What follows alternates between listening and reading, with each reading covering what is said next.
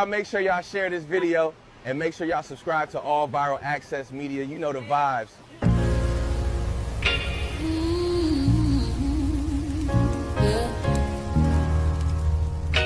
They thought we forgot, but we never forget. This one's for the rules.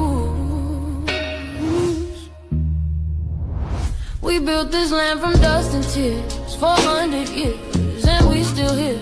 They write new rules, but they don't see. Every freedom they got came off you and me. We planted seeds, they took the bloom. We lit the flame, they left the room. But we back now, no disguise. The spirit's woke, we realize all we want is what we earn. That sweat and blood, yeah, that table turn. You can't buy culture, can't fake that fight. This is our day, this is our ride. We happy day. Say it loud, say it strong. We the heartbeat that's been here all along. Foundational Black Americans, stand tall. We ain't begging for nothing, we built that all.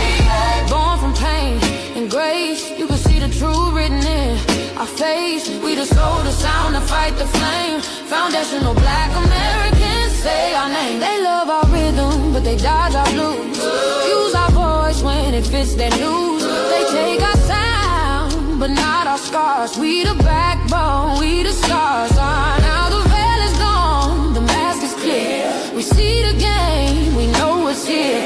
No more silence, no more lies. We lift that flag and watch it rise.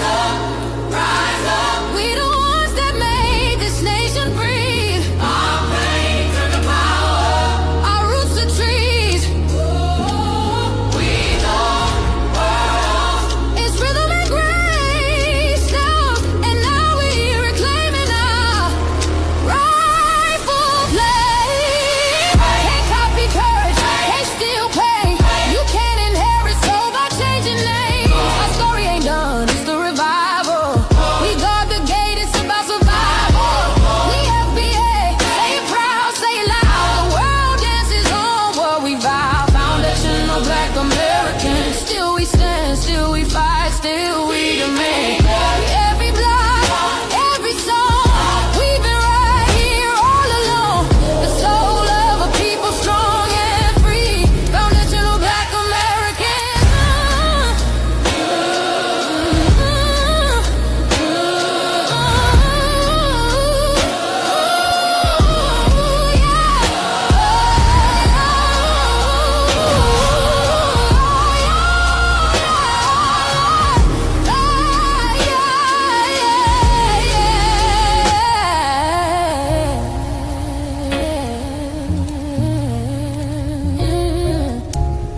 We the first, we the rule, we the fire. Still rising, still here. Foundational Black Americans.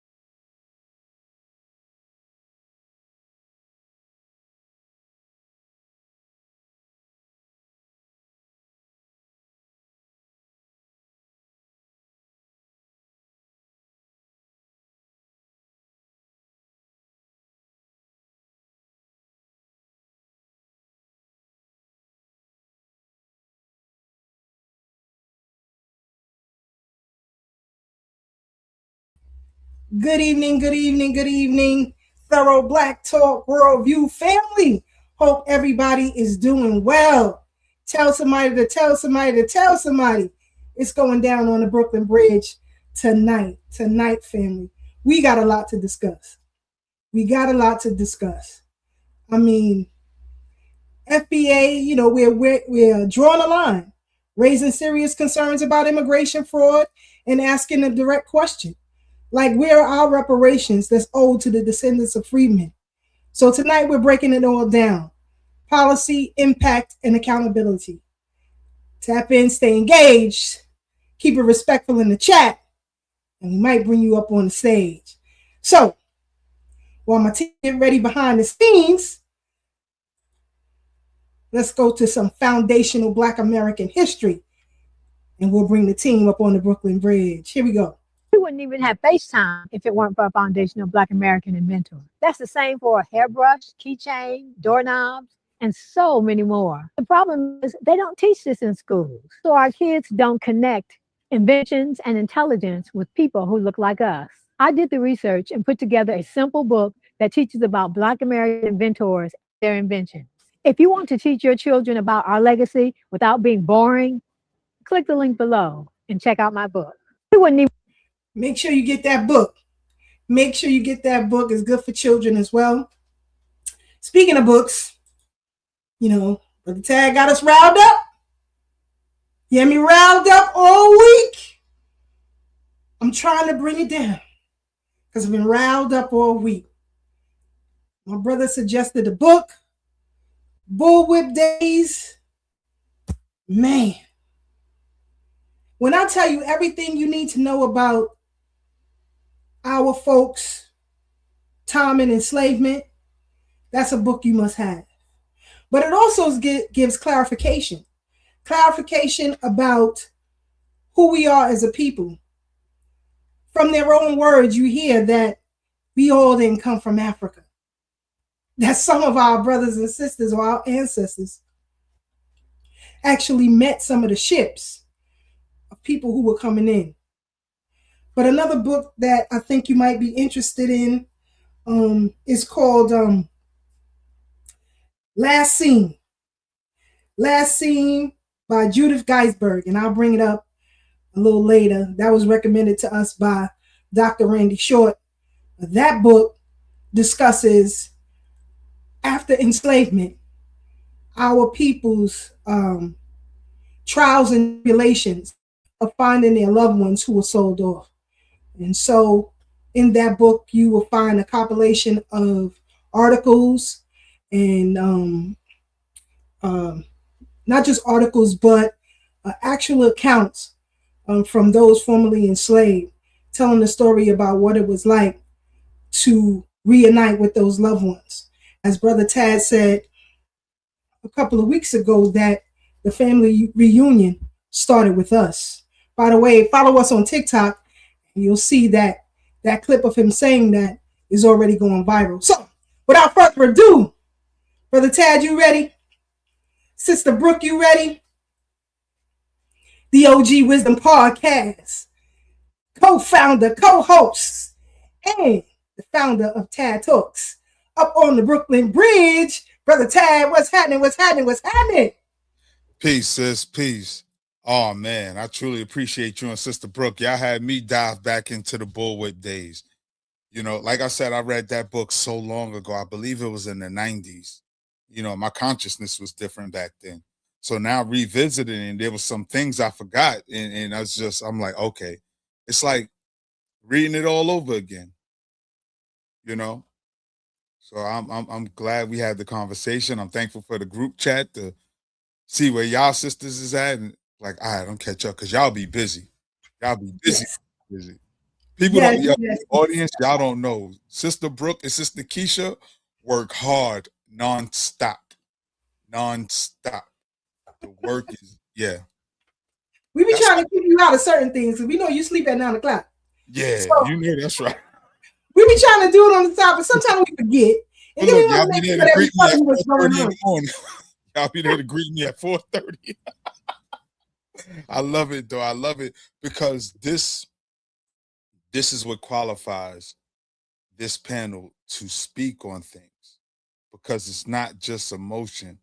It's emotion and passion backed by research, backed by once being part of who are now positioned themselves to be the ops. You know what I'm saying? So I know what we're doing is a righteous fight because we have delved into our history. This is what made you and I know, at least pivot from our previous positions, you know, because we knew that there's always more to learn, always more to uncover. And some people just want to stay stuck where they are. And that's fine. Because, you know, on this journey, everybody can't go. So when they start doling out them checks, I don't want to see nobody in their kufis and dashikis talk about, can I get bust down? Like, nah, go get yours from Ghana. But shout out to everybody in the chat. Yes, brother. Because that's why I say a lot of people talk that talk. But if they said right now today, you have to prove your genealogy and your lineage and declare yourself a descendant of freemen in order to get this check. I don't think none of these pan goofies will say, nah, I'm still over here.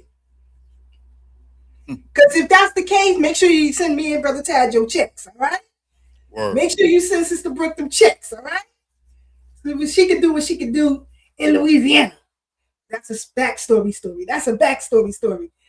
Welcome to the Brooklyn Bridge, the U.S. Freedmen's Project, very own Sister Brooke does the damn thing. And if you don't know, you should know.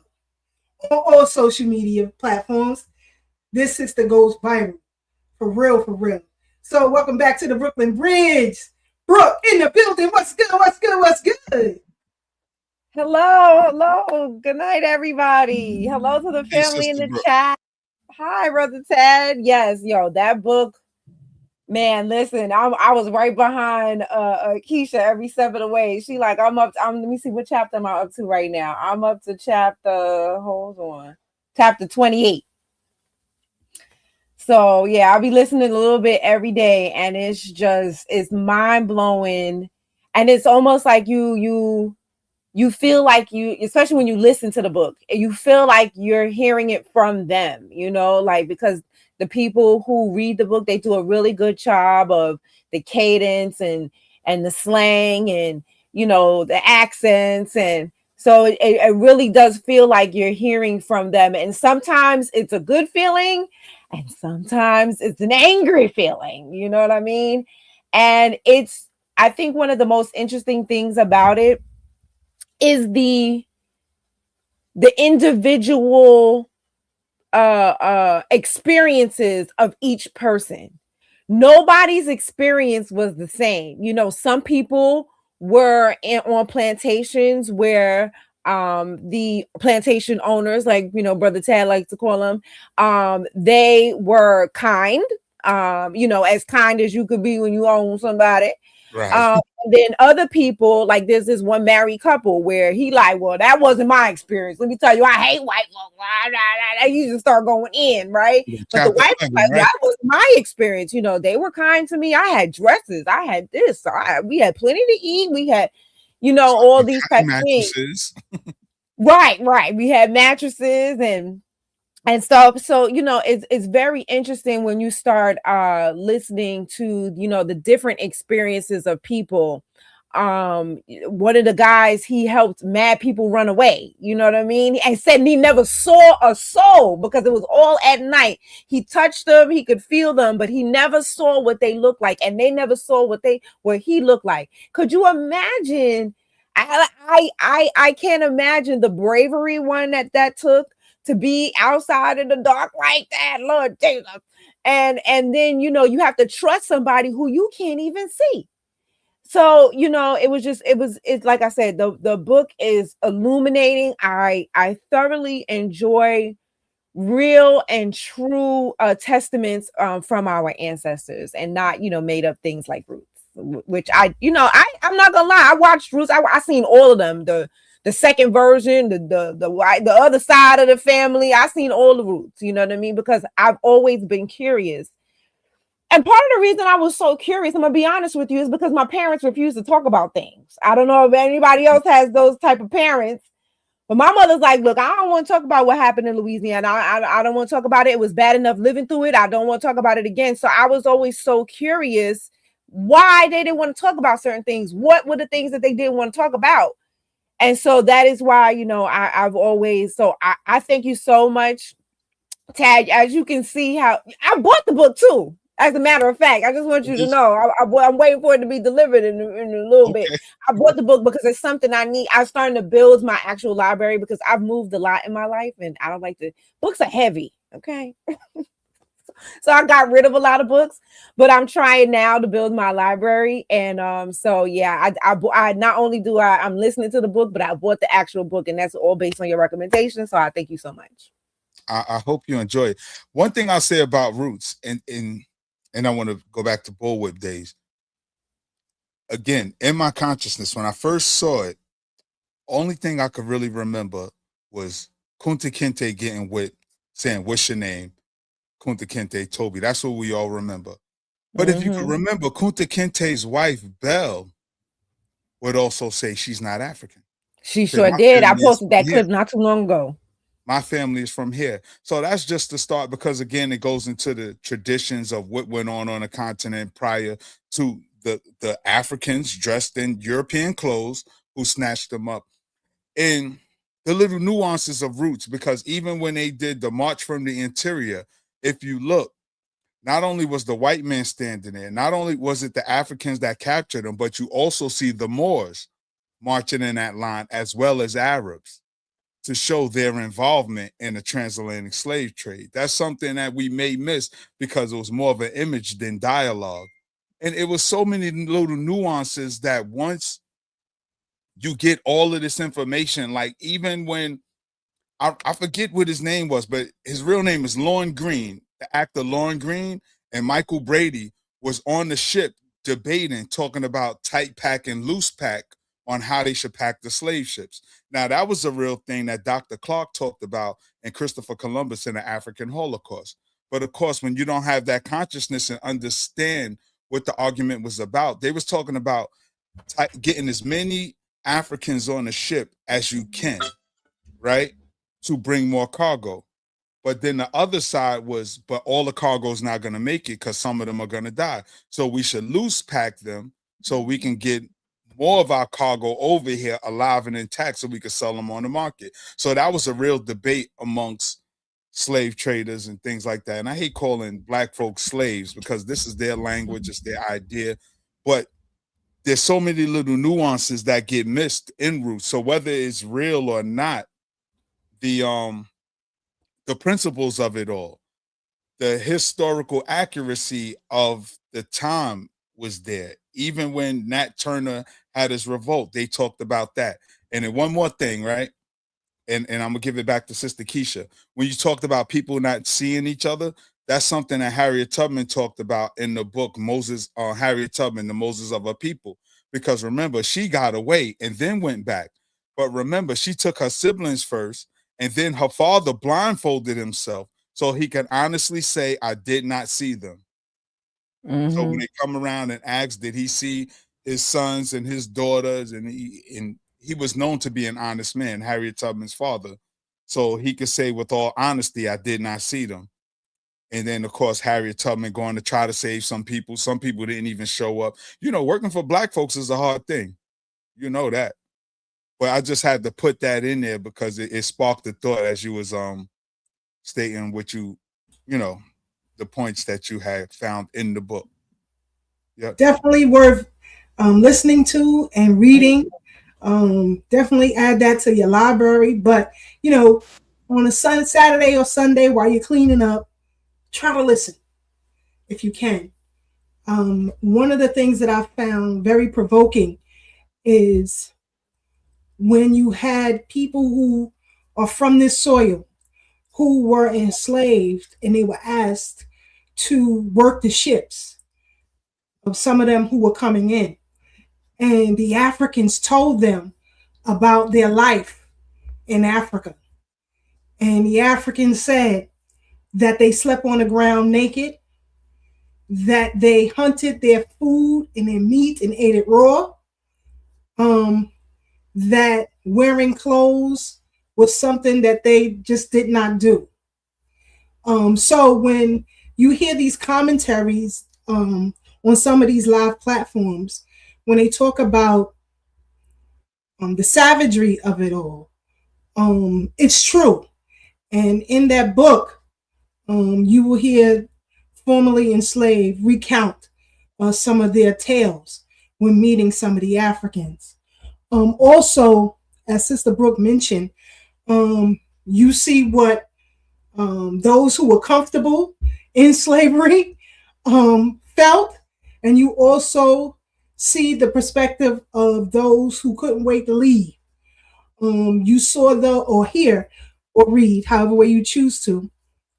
But there is an account of how formerly enslaved worked out business deals with those who enslaved them before emancipation, and how they feared some of their family members, those formerly enslaved, would come and take over the business if that loved one died.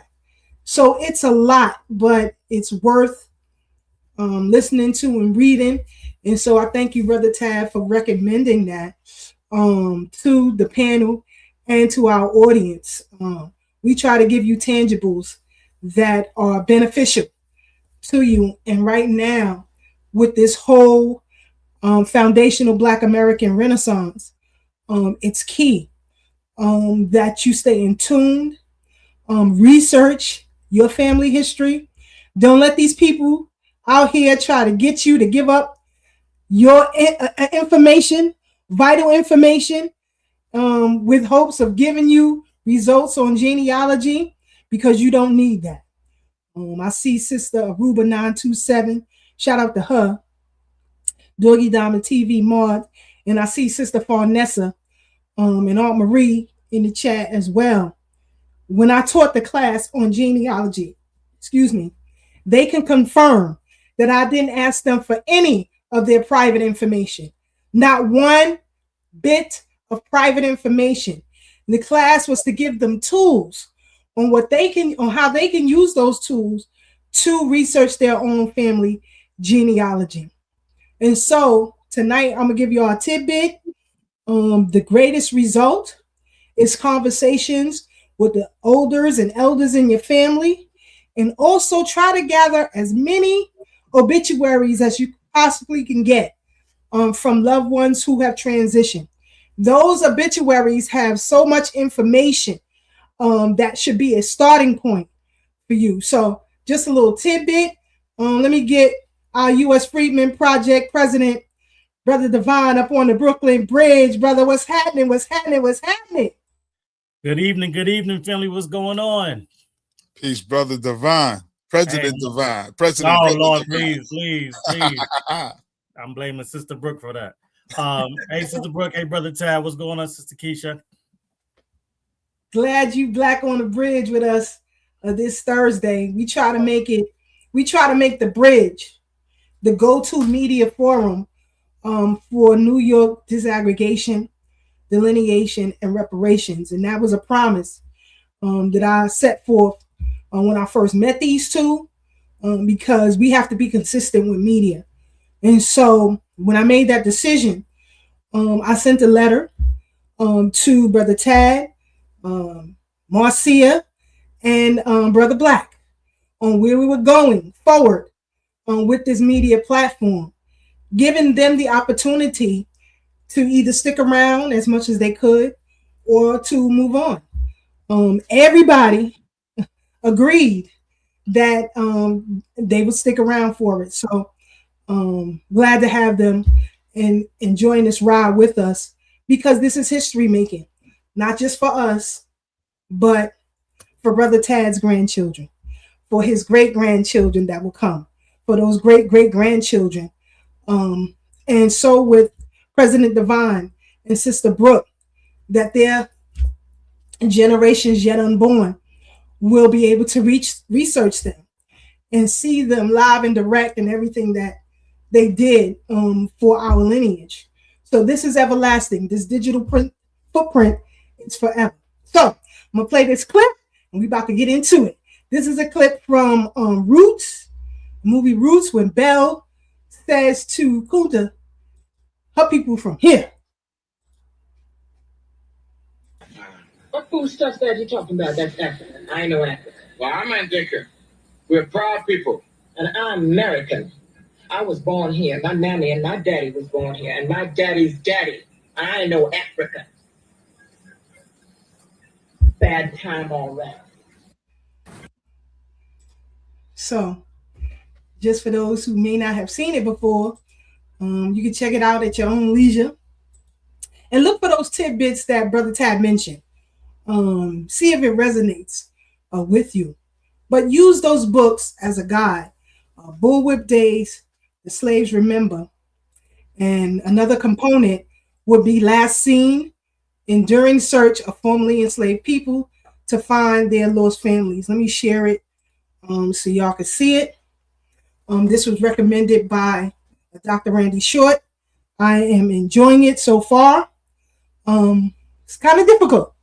It's really difficult for some things because, even in freedom, allegedly, the fight was serious just to find your loved ones. So we are the foundation of the family reunion, and don't let anybody tell you anything different. Don't let anybody tell you anything different. That is our creation. So share the live, share the live, share the live. Shout out to Aruba 927, Doggy Diamond TV, Mars in the building. I am a mirror. Be one to you, be one to you, be one to you. Culture Media TV, what's happening, what's happening, what's happening? You already know. Uncle Jess, Marie, Brownsville Finest in the building. What's good, what's good, what's good? Sister Farnessa, Alabama on the check-in. Now, Sister Farnessa, you tell me, when I did the genealogy class, did I ask you for any of your private information? Let the people know in the chat. Let them know. Honor, what's happening? Honor and Connie, what's good, what's good, what's good? What's happening? What's happening, family? Tanisha Murdoch, what's good, what's good, what's good? She was in the class too. She was in the class too. I'm telling you. So I didn't ask them for none of their private information. I just gave them tools and resources that they can use to help them on their search for their history. So, Quinn, what's good? What's good? What's good? Share the live, share the live, share the live, Black Rose. What's happening? What's happening? What's happening? Yes, Brother Melrose. If you don't know, you should know. If you don't know, you should know. If you don't know who Melrose is by now, you way out of the loop. You way out of the loop, and you should be ashamed of yourself. DW, what's good? DW was outside today. DW was outside. She was looking for Melrose. DW was outside. So, yes, let's get into it. Let's get into it, family. If I missed you, I apologize. I apologize.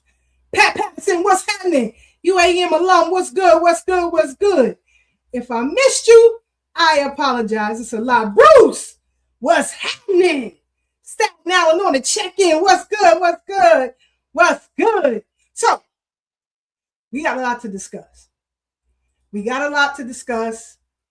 People are talking about this fraud that's going on.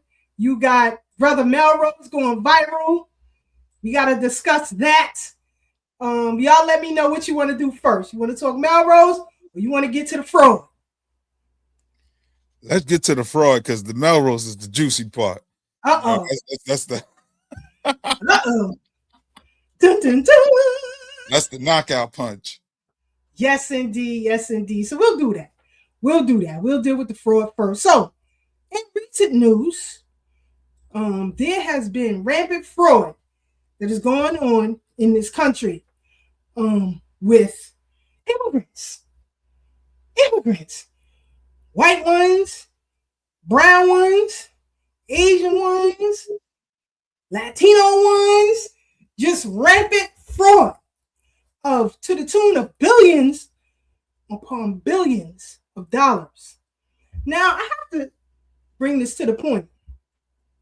If there are billions of dollars that can be gained through fraud, where our money at? Where our money at? I thought you ain't have it. I thought you ain't have it. From Medicaid fraud to housing fraud to scholarship fraud to business fraud, daycare fraud, feed the hungry fraud, mail order bride fraud. what do you call it? Anchor baby fraud. It's just all over the place. All over the place. So I'm gonna let my sister Brooke, because she shares a lot of it. She be getting riled up 2 o'clock in the morning. She gonna share it. So we're gonna go to her. And I'll pull up her X page in the meantime. But Sister Brooke, tell us about some of the fraud that you have come upon in recent. It's so much. I don't even know where to start. Okay, so we got from the migrants or whatever. I hate using that word. Illegals. Okay, illegal. The illegals that came here, by the busload or whatever. So we got Farrah. Is her last name Lewis? Is that her name? Farrah Lewis. She is an assemblywoman, councilwoman. What is she, Divine? Assembly. She's an assemblywoman. So now she and her sister, who work for the governor, are now getting accused of fraud for trying to funnel money to their friends, funnel the money that's supposed to be for the shelters to their friends. Also, Governor Holcomb's running mate, best friend, buddy, she was involved in that as well. Although she's not accused of stealing as much money as the rest of them or funneling as much money. It's a few $100,000 for her, but it's millions for Farrah and her sister.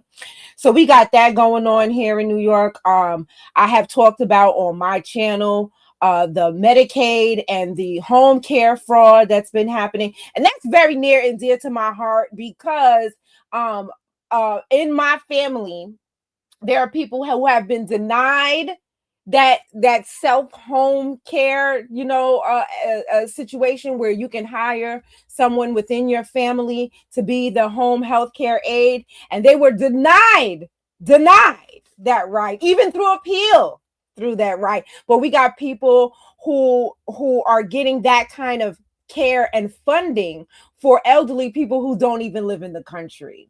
The woman was in Pakistan the whole time.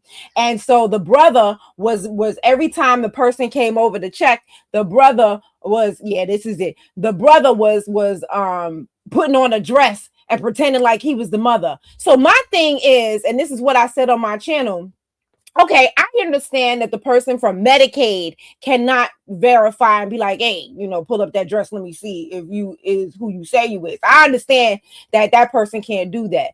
But how come this wasn't checked out with her doctor's appointments? Because her doctor should know whether that's a male or a female. So with all the checks and balances you put my family through, right? And when you denied them, I'm just curious, how come you didn't check balance with her doctor that she was actually in the country? Because it should have been known that she wasn't either attending her doctor's appointments, or her doctor should have been able to know that wasn't a woman. You know what I mean? So, that's another thing. I'll let you, go ahead and play the clip before I go on to the next subject. Because I see you got to do it. Steps to reverse the CDPAP fiscal crisis by reining in administrative costs and establishing systems to eliminate opportunity for waste, fraud, and abuse, a spokesperson told the Post. But where is the money? How come you're not getting the money back? Fraudsters fought tooth and nail for over a decade to keep the old broken system in place. Of course they did, because it was financially beneficial for them to do so. But those days are over because we shut them down.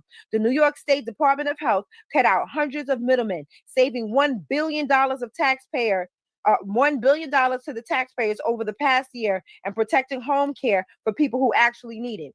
Sources also pointed out what they call the $10 million dark money campaign, which was allegedly set up in an attempt to block the CDPAP reforms. The Medicaid Inspector General said it has identified more than $3.5 million in CDPAP overpayments between 2019 and 2024. Yo, why aren't there more people going to jail? This is what I don't understand. If this had been Black Americans doing this, they would be going to jail. Why aren't these people getting locked up? They getting slaps on the wrist, only returning $148,000 and returning to their job as a senior vice president. And this is why I had to read these articles. The Medicaid Inspector General, the Medicaid Inspector General says it identified more than $3.5 million in overpayments. I forgot where I was at. A spokesperson for the PPL echoed the Department of Health statements, saying that their mandate was solely to protect Medicaid dollars. We have delivered meaningful accountability and long-term sustainability for CDPAP, ensuring this critical program remains visible for years to come. Okay, they said something very interesting, and I got a few more minutes, so we're going to get a chance to read the second article, okay? So they said something interesting. They said mystery donor. Hold on, let me read exactly what it said. They said sources also pointed to what they call a $10 million dark money campaign. That interests me. I wanted to know more about this $10 million dark money campaign. So let's read about it. Hold on. Let me change the. Now, Sister Brooke ain't know I was going to have this queued up. I didn't. That's just how ancestors work. Y'all can play games if you want to. I don't play games with the ancestors. That's the second thing I talked about. Crazy. She didn't even know I had this queued up right here at the spot. But I wanted to stop that for a minute because you also have hospice fraud that's running rampant. Let's play this and we'll go right back. Hold on. $67 million in fraud, 5 arrests and 21 charged.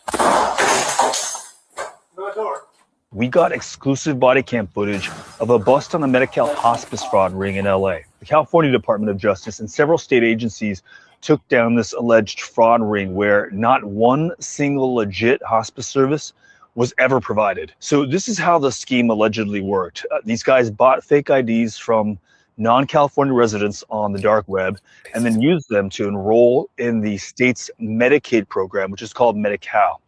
Then they bought 14 existing hospice companies, basically shell companies, and then began billing for hospice care. The charges are conspiracy to commit healthcare fraud, money laundering, and identity theft, plus an aggravated white-collar crime enhancement and an aggravated money laundering enhancement. The California State Attorney General Rob Bonta talked about this operation. Here's what he said. We have identified and uncovered and are holding accountable an organized criminal group for being involved in hospice fraud when there were no actual services, no hospice centers, or any real paperwork. It was all made up as part of this fraudulent criminal activity. They were able to apply for hospice funding. We have been tackling fraud.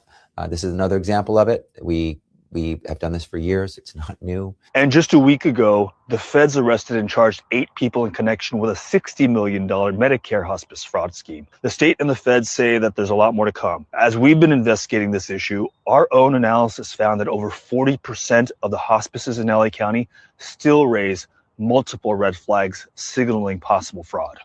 200. These immigrants is running rampant. They running rampant. It's running rampant. And these are the two liberalist states, New York and California. The migrant states, or Sister Brooke like to say, the illegal states. That's their legal definition. Illegals. So just so you know. And I want to give people a tidbit too. You got to be savvy on these social media platforms.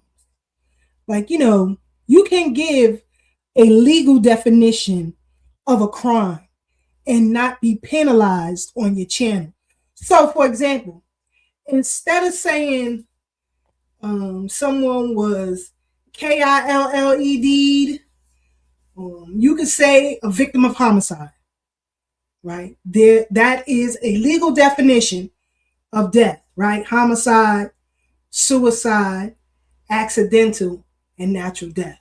So you can use the legal definitions of those words. Y'all can pay me later, all right? But let me finish playing this clip and we'll come right back.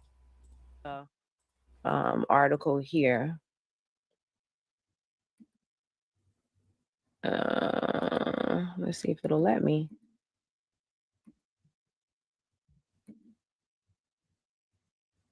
Let's make me big. And let's see if I can do the other screen. One I want to read about the dark money. Share the screen. I'll be having issues. This is why I don't be going live by myself too much no more. Okay. Mystery donor funds $10 million campaign against Hochul home health care plan. Governor Kathy Hochul is facing fierce opposition to her overhaul of a popular but pricey home care program that allows people with chronic medical issues to choose their own caregivers and pay them through Medicaid. The Alliance to Protect Home Care, a social welfare nonprofit, has blitzed the airways with TV ads alleging that Hochul's plan, which started with running the multi-billion-dollar program, puts lives at risk.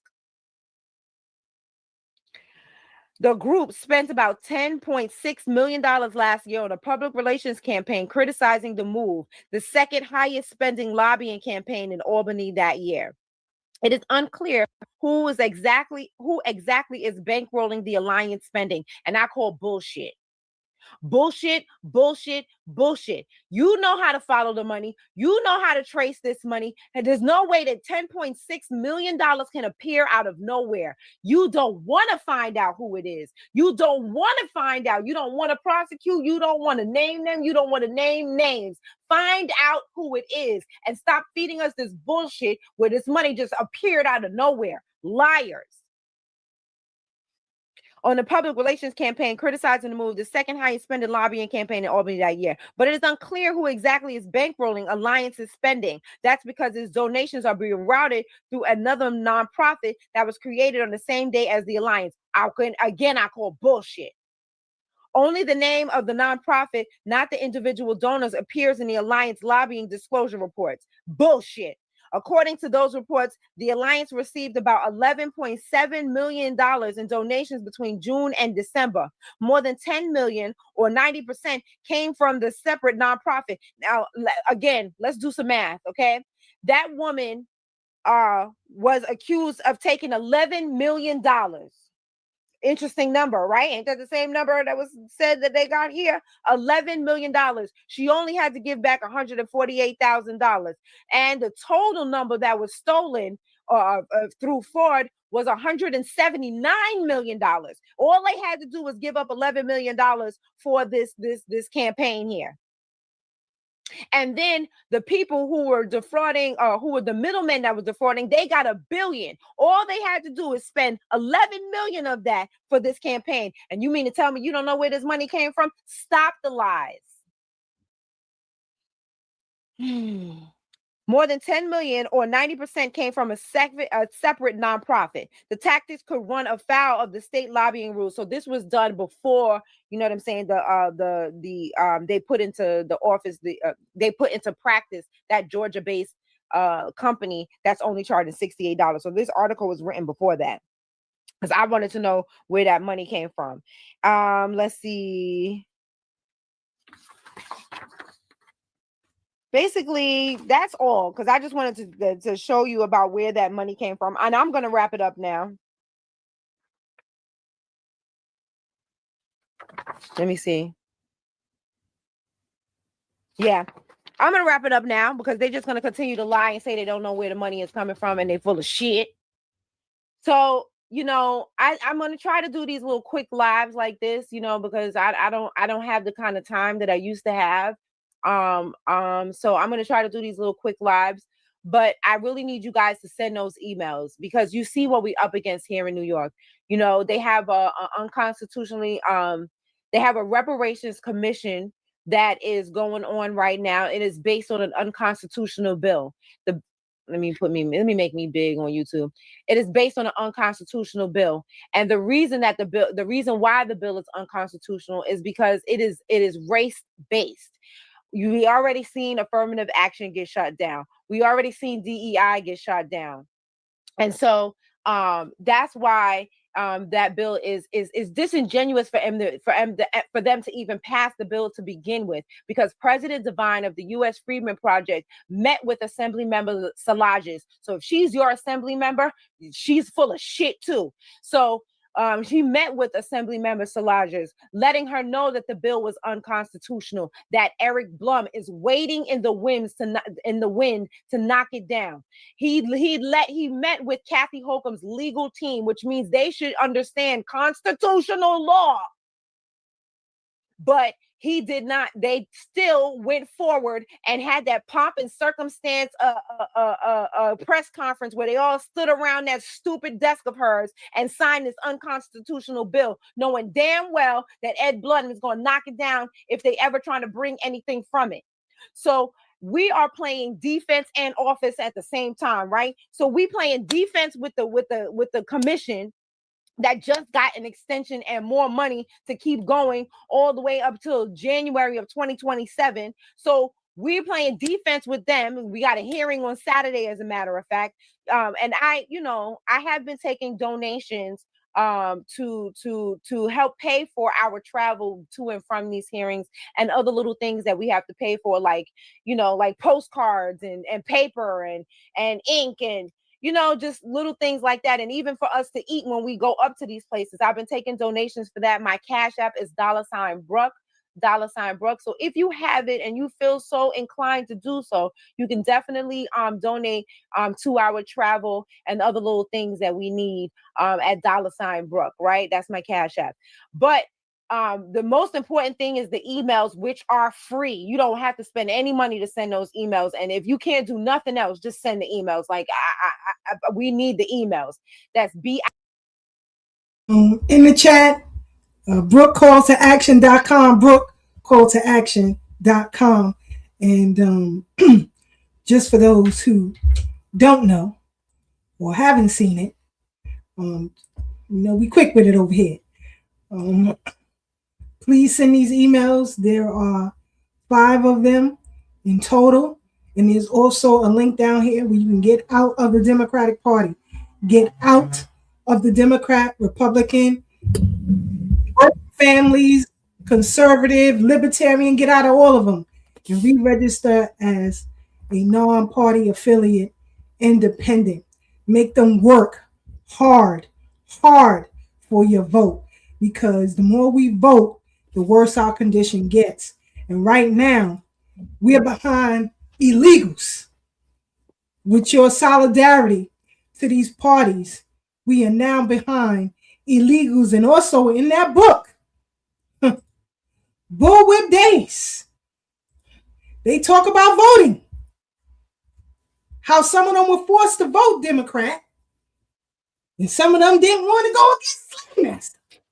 Mm-hmm. Back then, you got shins down, goddammit. Mm-hmm.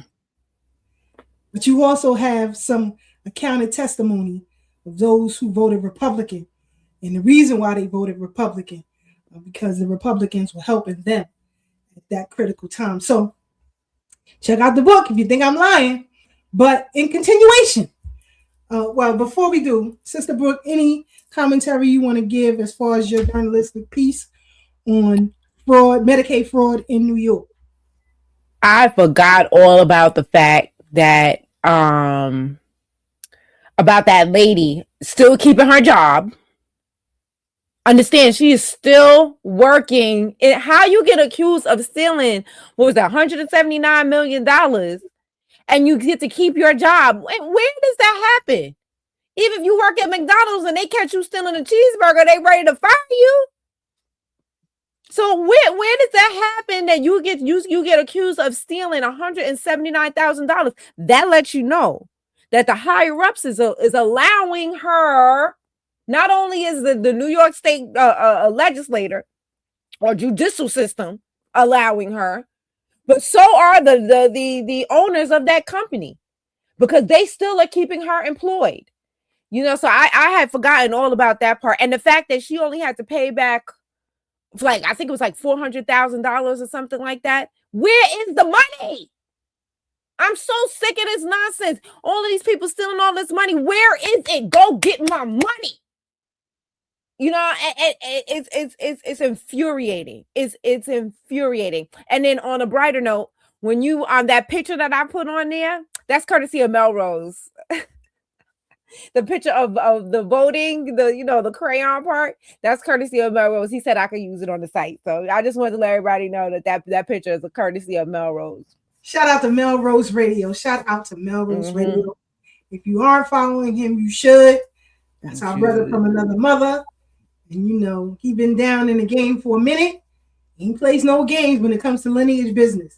He plays and he everywhere. Everywhere at the same time. You ever watch that movie where something come behind you and you don't know how it's coming behind you? That's Melrose. He on your ass. He on your ass. You hear me? Brother Divine, any thoughts before we move on? This continued fraud revelation.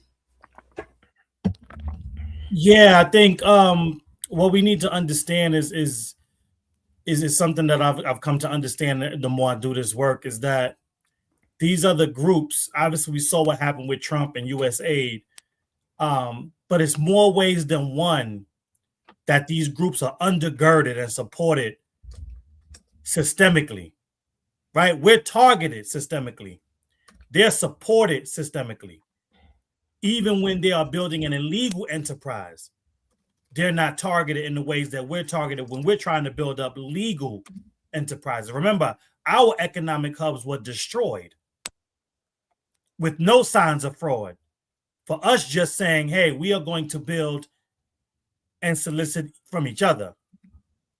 And so these are the things that these other groups come into and purposely misrepresent or lie about to pretend that we're lazy, that we're not building, while they are being allowed to build criminal enterprises. And just to kind of highlight another thing that Sister Brooke pointed out on her live and with that article, is another thing that they do is that they take this money that they obtain through fraud and ill-gotten gains, and then they legally donate and make campaign contributions to people that are going to continue to allow them to do the crimes, but it's also CYA. It's also a way for them to cover their ass, because now if you investigate too deep, you tie in that same politician that you gave the ill-gotten gains and funds through campaign dollars. And so what they do is they just suspend the investigation after a certain point, and that point is where Sister Brooke picked up on the article and what they decided to report. That's why you can't go after all the money, because of all the people that is going to implicate when you find out where that money landed. So the people that are in charge of the investigation are also complicit in the fraud, and one hand washes the other, even when that complicity is not intentional, right? I'm not sitting saying that every politician that has ever gotten campaign dollars from something fraudulent knew about it, but the system protects those that know about it and those that don't know about it, so that you'll never know how deep the rabbit hole goes. And so that's kind of what we're seeing at play when we're like, where's the money? And how come they can't go get all of it? They can't get all of it because when they find out who spent it, now some other skeletons jump out the closet. So they just close the whole thing down, give that person a slap on the wrist, and then it's just business as usual. Yes, indeed. Even the former mayorship, whole team involved in fraud. I mean, everybody. Facts. Shout out to Sincere, the Love Guard, on the check-in. What's happening, brother? Glad to have you rocking out with us on the Brooklyn Bridge. Definitely appreciate you. Please follow our brother Sincere, the Love Guard, as well.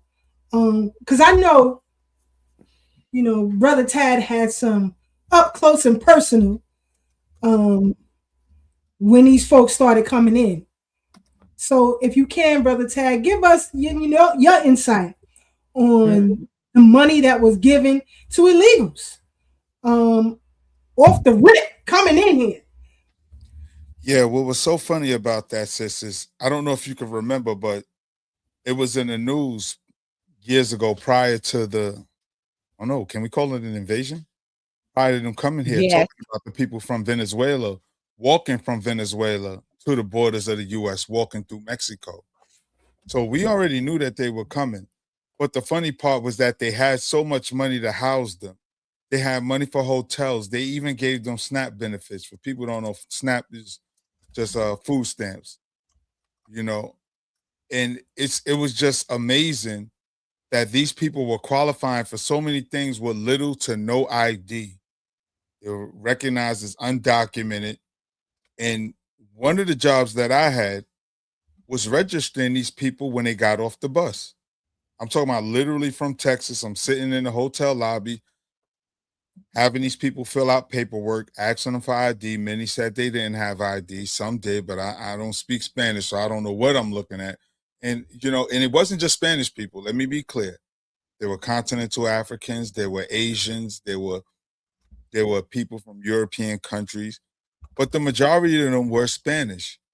And it was just amazing on how they got so much benefits. And meanwhile, they still have to do studies. Now, we sat here and talked about the bullwhip days, Harriet Tubman. We could go on about Frederick Douglass. We can talk about all the things that we've done to help build this country. We know about AIG, the insurance company, insuring our ancestors, all of these places, Wells Fargo, the Brooks brothers making burlaps bags too. This thing goes deep. So I don't know what is there to study, because there were no studies to give these migrants benefits and funds. Because even without the migrants, you got to remember when former Mayor Eric Adams was taking out tent cities, displacing homeless people to make it appear as if the city doesn't have a homeless problem. But meanwhile, here these people can come and just get housed. And I'm quite sure everybody, people on this panel, people in the chat, know of people personally, whether it's neighbors or family members, that's in need of housing, that's in need of some type of financial support, that's in need of employment. But meanwhile, here come these Johnny-come-latelys, and they get all kind of benefits and set-asides. Not only that, they have a sense of entitlement, like you have to give this to me. And then you got the shills who's just in support of all of this, who say later for the voters, later for the U.S. citizens, let's take care of these people who hop the gate illegally.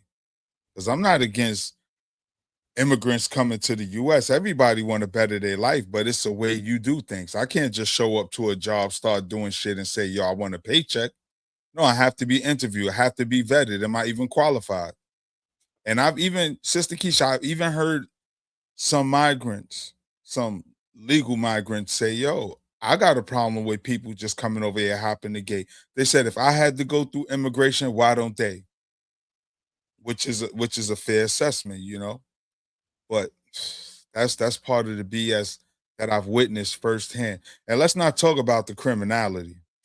Let's not talk about that, because the gangs that was running rampant in these shelters and hotels, the domestic violence, it was off the chain. It was off the chain. I remember I personally called the police on the gangsters that was in there fighting over cocaine. Went out to a party, had a fight over cocaine, started beating each other up, called the cops. About an hour or so, they back. Me, I can't argue with somebody without getting sent through the system. At least spending the night. Not arguing about no cocaine. Yeah, I mean, we just had a brother downtown Brooklyn who got the stuffing beat out of him. Yes. You know, in a grocery store. Got the stuffing beat out of him. No, the liquor store. Nothing. Liquor store. But however, remember when the migrants came, they was whooping the police ass in Times Square. In Times Square. Yes. In Times Square, that's right. Yep. The police didn't even swing back. They was getting their head rocked. Just this past winter, we had heavy snowstorms here in New York. The children of migrants and immigrants throwing heavy snowballs at the police in Central Park. Nobody was rushed to the ground. Nobody had the stuffing beat out of them. So when they come and they say we all one, my plight is not your plight. My plight is not your plight. Because even when stuff happened to you, we were there on the front line. I remember being out there for Admiral Wing. I remember being out there for Patrick Dorsman, whatever his name is. Patrick Dorsman. Mm-hmm. We was out there for Amadou Diallo. We was out there. Abner Louima. We're the Africans out there for the brother who just got the stuffing beat out of him. We all at. When Nafissatou Diallo was sexually assaulted by Dominique Strauss-Kahn, we was out there. Where the Africans at for the brother out here?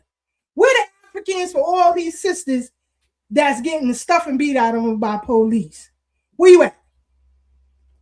Where you at? And this is why delineation is a must. We not standing 10 toes down for y'all no more. At all. And I said it before, and I'll say it again. I'm not arguing with nobody with an accent. Legal or illegal. You talk to me crazy, it's 800 DHS2 ICE. I'm not playing. I'm not arguing with nobody with a goddamn accent. Nobody. Ukrainian, Asian, Panamanian, Trinidadian, it don't matter. Jamaican, it don't matter. I'm not arguing with nobody, and you better not call me the N-word. And if you say it in front of me while you talking, I'm down at 800 DHS2 ICE. I'm not playing with nobody. It's up. Because until you can stand 10 toes down for us, this is just me. I'm not speaking for the panel. This is just me. I don't give two shits what happens to you. Your family, nobody. I don't care. Right here, you got this Haitian man stripped of his U.S. citizenship after $3.8 million PPP loan fraud conviction. A Haitian-born man living there has been stripped of his U.S. citizenship after orchestrating a massive COVID relief fraud scheme. Stole about $3.8 million from programs meant to help struggling small businesses. Prosecutors say he lied during the naturalization process while actively committing the fraud. Federal judge has now revoked this man's citizenship. I think more of this, please. If you cheat the system to get in and then cheat the taxpayers while you're here, you can and should lose it all, including the most precious thing, your American citizenship. Fort Lauderdale. Oh, he's in Fort Lauderdale. Fort Lauderdale. They need to get rid of these Hasidics with these welfare, Medicaid fraud, child care fraud, school fraud, all fraud. I have this. Name it. I'm an equal opportunity deporter. Get them all out of here. Get them all out of here. Ukrainians, all you. Get the hell out of here. Go back home. And let me just make this clear. You know what makes foundational Black Americans so unique compared to other brown people in the world? I don't say melanated because everybody has melanin, including white people. Only albinos don't have melanin. So when you say other melanated people, you include them too. That's a trick word. Another trick word is boss. Never go to work and call somebody your boss. You don't have to believe me. You can look it up. Boss means master. Nobody's my master. And I never had a boss. Right on time. Supervisor and employers. That's it. Right on time. That is it. You're a supervisor or an employer. That is it. That's why I rock with my brother. We ain't with the BS. We ain't with the BS at all. But I'm just saying, when these people come out here and they talk crazy on a lot of these panels, I don't care what it is. A Republican MAGA panel, it don't matter what it is. Never let them talk to you crazy. All of you who who left your homeland, whether it was you, your parents, grandparents, whomever. Mayflower, immigrants, all y'all too. You a sucker by definition. You a sucker by definition. We on this soil stood, and will continue to fight 10 toes down on this soil. We're not fleers. En masse. I was looking at a video about the Jamaican Prime Minister, Andrew Holness, and people, Jamaicans who no longer live in the country, telling Jamaicans who live there what they should do. And somebody said, a Jamaican will marry a billy goat to get a goddamn visa, so knock it off. Knock it off. Let's be clear here. Do not let these people talk to you crazy when they talk about crime. What our folks is doing. Right now, you mother effers is leading all crime. All crime. More fraud. Here we go. Surveillance video captured the moment a Miami-Dade County tax collector clerk walks into an office and gets handcuffed. Police say this was after the clerk's supervisor noticed he was illegally using the state's database to issue licenses. 46-year-old Walter C. Oge was forced to go from the Miami-Dade County tax collector's office to the county jail, where he faces 6 charges, including misconduct and unlawful compensation for official behavior. Police say Oge was caught using his position to get into the state's database to then clear people's suspended licenses. Police say he would issue temporary driving permits for customers without them physically being present there. Once confronted, police say he admitted to conducting multiple transactions and getting money in return as gifts. The tax collector's office only released surveillance of Oge getting arrested, but they do claim the crimes were all caught on camera. Charged with official misconduct by a public servant. That's improper compensation for an official or public official. That's a F2 felony, 2nd degree. Fraud. Fraud. More fraud. I don't know what else to say for myself. I understand. I really appreciate the full responsibility. Under indictment 749. Yes, please. Oh, please. No worries. Granted for 6 weeks because that was very helpful to my son. Thank you very much, sir. Fraud. You crying? Crying like a little baby. More fraud. That's all they do is commit fraud. Fraud on top of fraud, on top of fraud, on top of fraud. Didn't you just have Mondami's investigation into new racial equity plan, seeking help to help Black and brown New Yorkers? Fraud on that too. Yep. Fraud. Fraud. Come on. Applied evenly. So often it is Black and brown New Yorkers who are hit the hardest. This preliminary racial equity plan is the first step in developing a whole of government approach to tackling that reality. It is a plan that lays out these first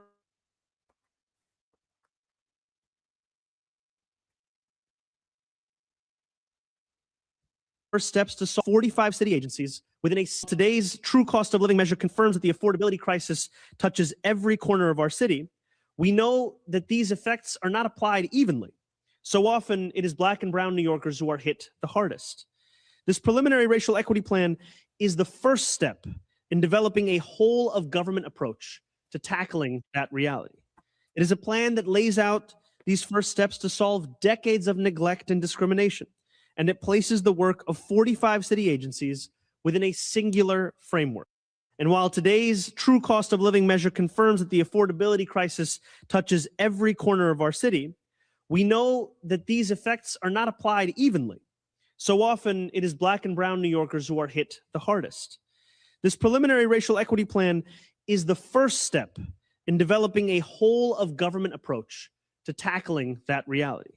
It is a plan that lays out these first steps to solve decades of neglect and discrimination, and it places the work of 45 city agencies within a singular framework. And while today's true cost of living measure confirms that the affordability crisis touches every corner of our city, we know that these effects are not applied evenly. So often, it is Black and brown New Yorkers who are hit the hardest. This preliminary racial equity plan.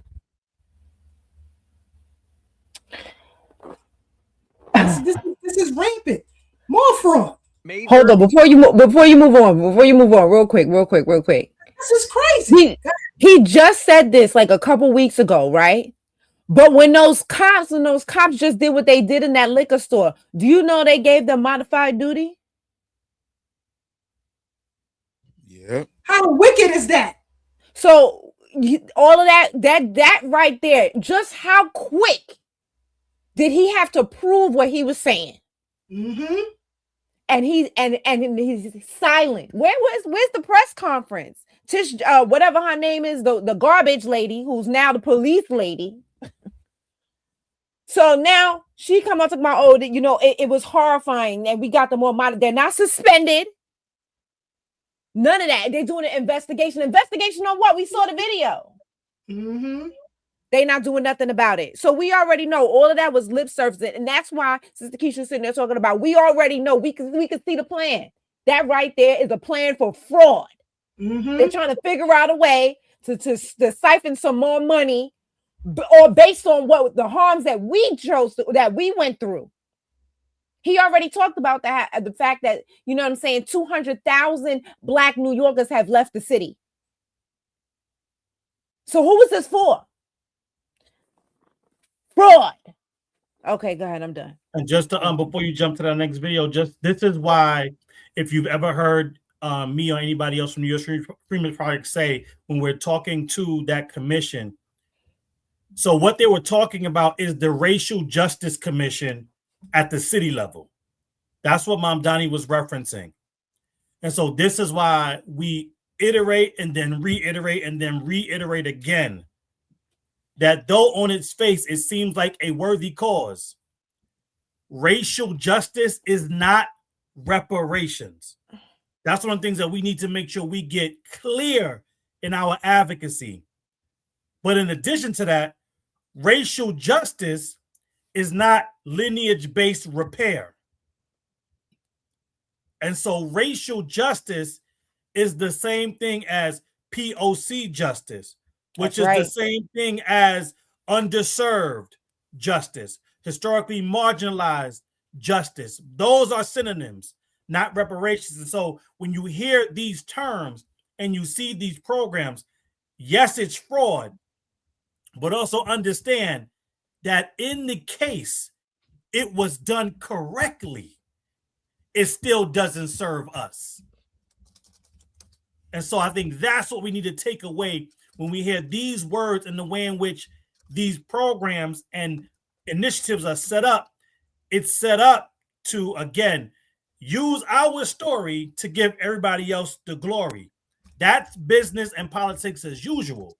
And so what we're doing here, and again, just thank you, Sister Keisha, for even thinking enough of us when you were just meeting us to ask your platform, to ask, your, fellow warriors that you've been in the trenches with, to say, hey, look, this is what we want to turn this space into. This is what we want to transition to. This is what we want to help platform. Just asking that question, trusting in us enough based on what you had learned at that point, and for us to build this relationship, I'll be forever grateful for that. Because the conversations that we're having here on the bridge, they are far and few between on other places and other platforms. Like outside of the Foundation Black American Grassroots, nobody is having this conversation where we're drawing the lines and showing you the distinction and the differences between racial justice and justice for Foundation Black Americans. For far too long, those have been conflated as being the same thing. And delineation is lighting the path and showing the way on why those two things could not be further from each other, but also why they could not be further from the truth that we need in order to get justice for our ancestors. So I'll end there.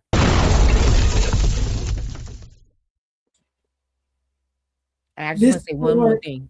Because, hold on one second, Brooke, and then I'm going to let you go.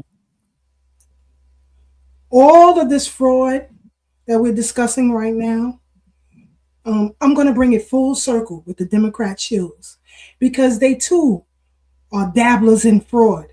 That's right. So go ahead, Sister Brooke, go ahead. I just want to say that Mondami refuses to call us by our name.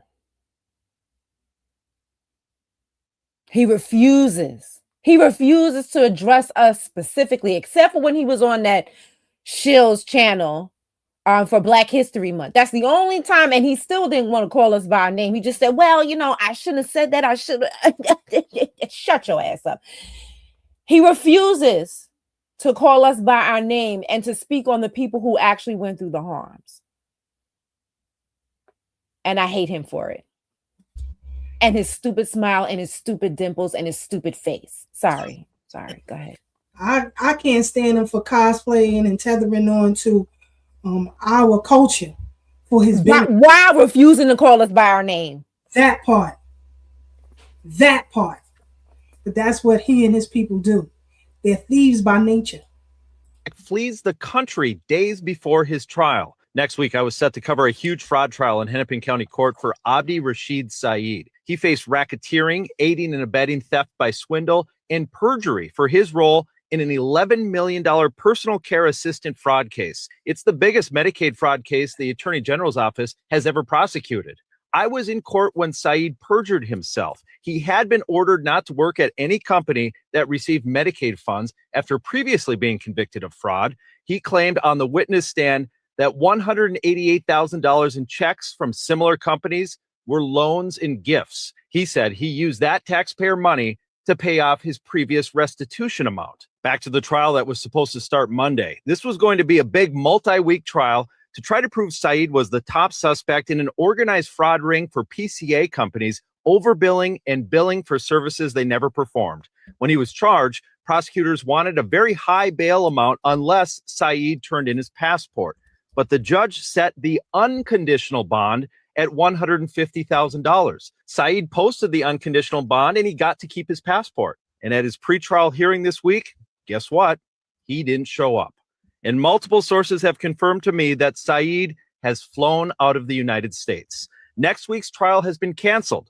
For $150,000, Saeed was able to allegedly get away with this $11 million fraud scheme. I'm Lou Raguse. Follow for more news. Amazing. This is crazy. And you ever wonder why these Somalis look the way they look? I'm going to tell y'all some truth. Somalis and Pakistanis, the inbreeding is heavy. Look it up yourself. Heavy. The inbreeding is heavy. Now I'm going to go to North Carolina real quick.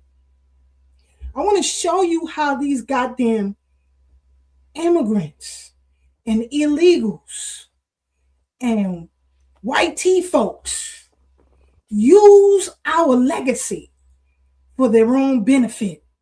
Use our... I'll just play the video. How about that? Hold on. With women of color, African American women, we do not have a problem with persons who are legal. And y'all hear that? Legal citizenship. It's real low. All right, hold on. Ask this young lady to show you.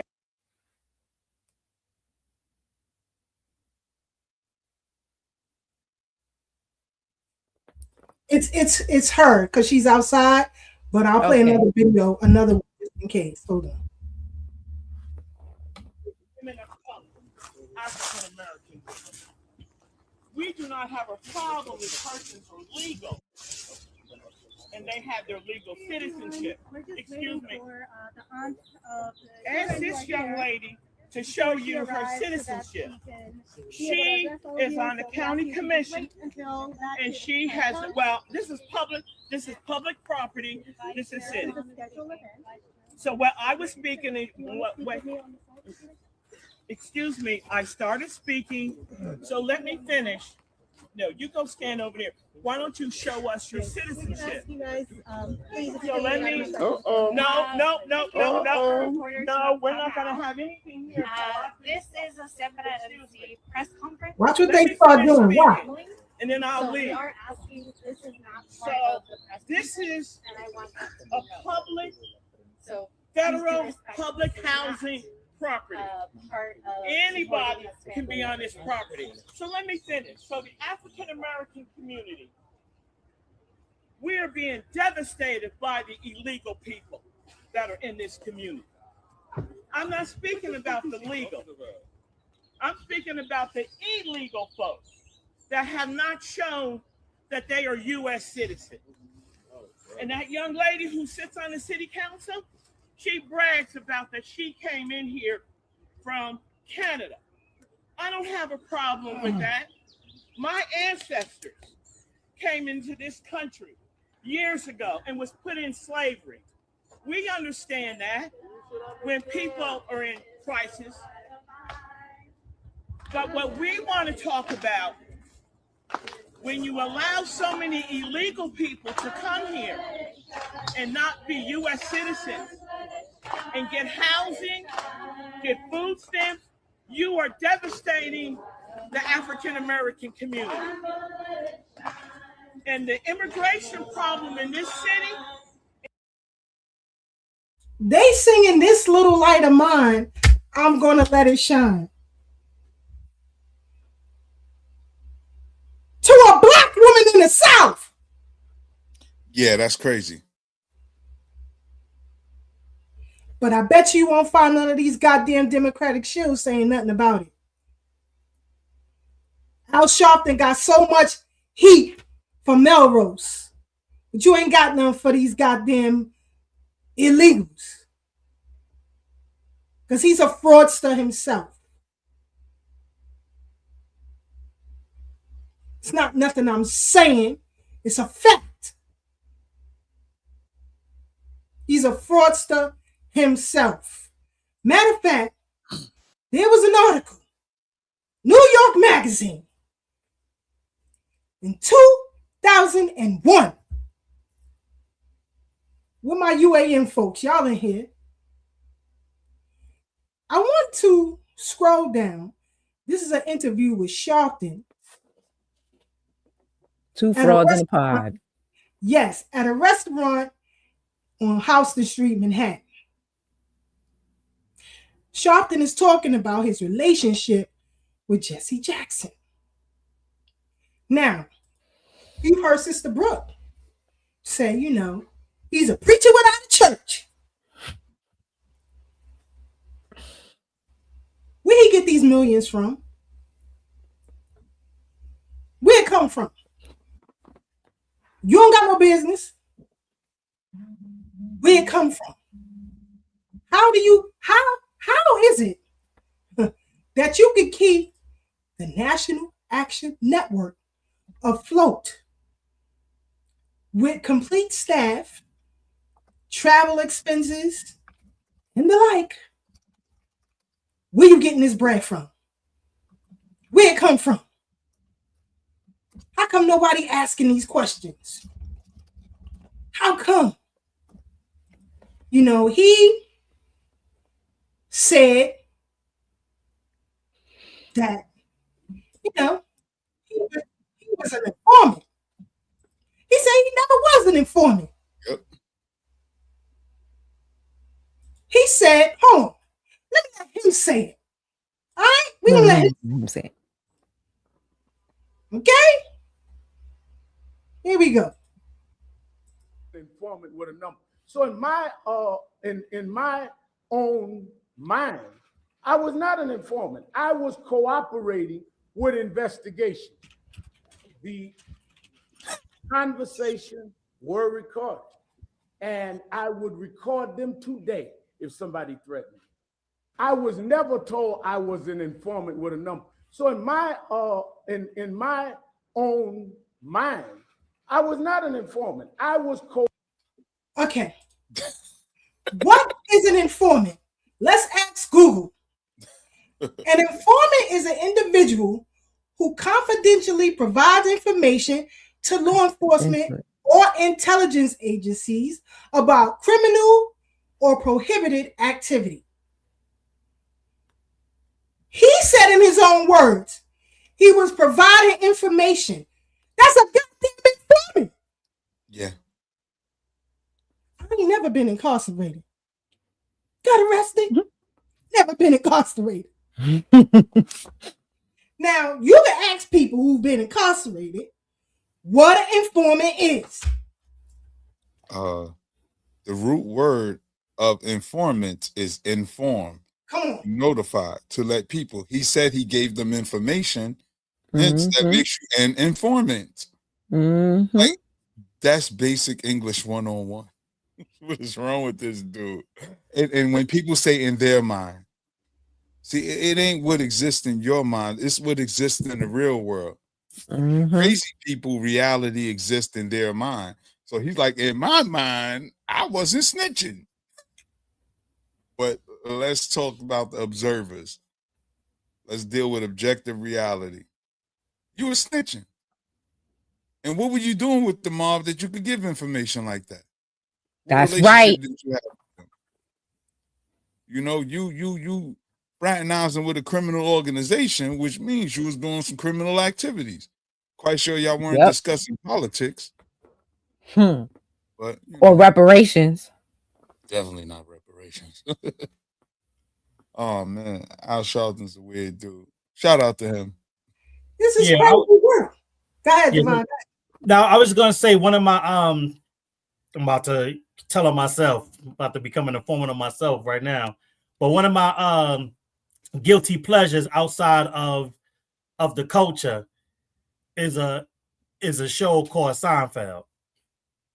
And I got into it because, not trying to make no excuses, but back in the day, if y'all remember, that was one of the shows that would come on like after 11 o'clock at night on regular TV. So I was always a night owl and I would watch it, and I got into it, and I would start to look forward to it. But I'm bringing it up because it was a line. One of the lines, I think, just from my recollection, I think this is one of the most powerful lines, even though it was said in jest, it was a comedy, that I've taken away from that show, and it was from George Costanza. And George is like one of the, notorious liars on the show. And it was an episode where Jerry was getting ready to go on a lie detector test because he had told the woman that he was dating, who was a cop, that he didn't watch Melrose Place. And so he didn't want to admit to watching Melrose Place because it wasn't manly. And he went to George and he's like, George, I can't let her know I watched this show. I gotta beat the lie detector test. And George was like, what are you saying to me? You can't. That's like going to Picasso and saying, teach me to paint like you. He's like, I can't teach you the art of lying. And so he's like, all right, well, fine, whatever. So as he's leaving out, George says, Jerry, remember, it's not a lie if you believe it. And he said that, and that, even though I was young, I didn't really understand it then, but I knew it was powerful and profound. I was like, dang, that was fire. Now what we call it, like, that was a bar. And as I've gotten older, it's just become more profound as time goes on. And that's the reason why he says, in my mind, because he knows in reality, he's an informant. He's a snitch. Yes. But in his mind, where he can control the narrative, where he can control what's up and what's down, where he can choose what to believe and what not to believe, he can tell himself all day long that he wasn't actually an informant. But you know who else does that? And this is why this is so dangerous? Our coons and our sellouts. See, because when you're looking for an excuse, any one of them will do. And so when you know you're about to do something that is as as detrimental as that is, now some of us, and they call them psychopaths and narcissists, they can do things like that and it doesn't even affect them. They do it like it's a Tuesday. But those of us that are not psychopaths, and we've all been there, when we're about to do something, maybe it's about to eat something that we didn't think we would try, something that looks real nasty, or we're going back to talk to somebody that we said we would never go talk back to, or we get ready to forgive somebody that we said we would never forgive. All of us have been in that position where we had to tell ourselves a story to make what we get ready to do okay, to square it with yourself. And most of our coons and our sellouts have this story that they tell themselves right before they get ready to sell the rest of us out. But again, like George told Jerry, it's not a lie if you believe it. And so most of them will tell themselves that what they're doing is really in the best interest of our people when it's not. And that brings you to another video. I don't know if you saw it, or I don't know if you have it queued up or not, but it's a smaller podcast, and it's based in Atlanta. It's a bunch of people from Atlanta. And I didn't know about this because, even though I went to school in Atlanta, I didn't grow up in Atlanta. So I know about the people that did stop and frisk here. But there was a unit in Atlanta specifically, but in Georgia, it was called the Red Dogs. And essentially like an extension of, of tough on crime type of thing. And it was this sister sitting there, and I say sister loosely because we haven't done the lineage check on her yet. But she was like, man, for these YNs, we might need to bring the Red Dogs back. And the people and the other people, mostly what looks to be Foundation Black American Men on the panel, they was like, what you talking about? They was like, what?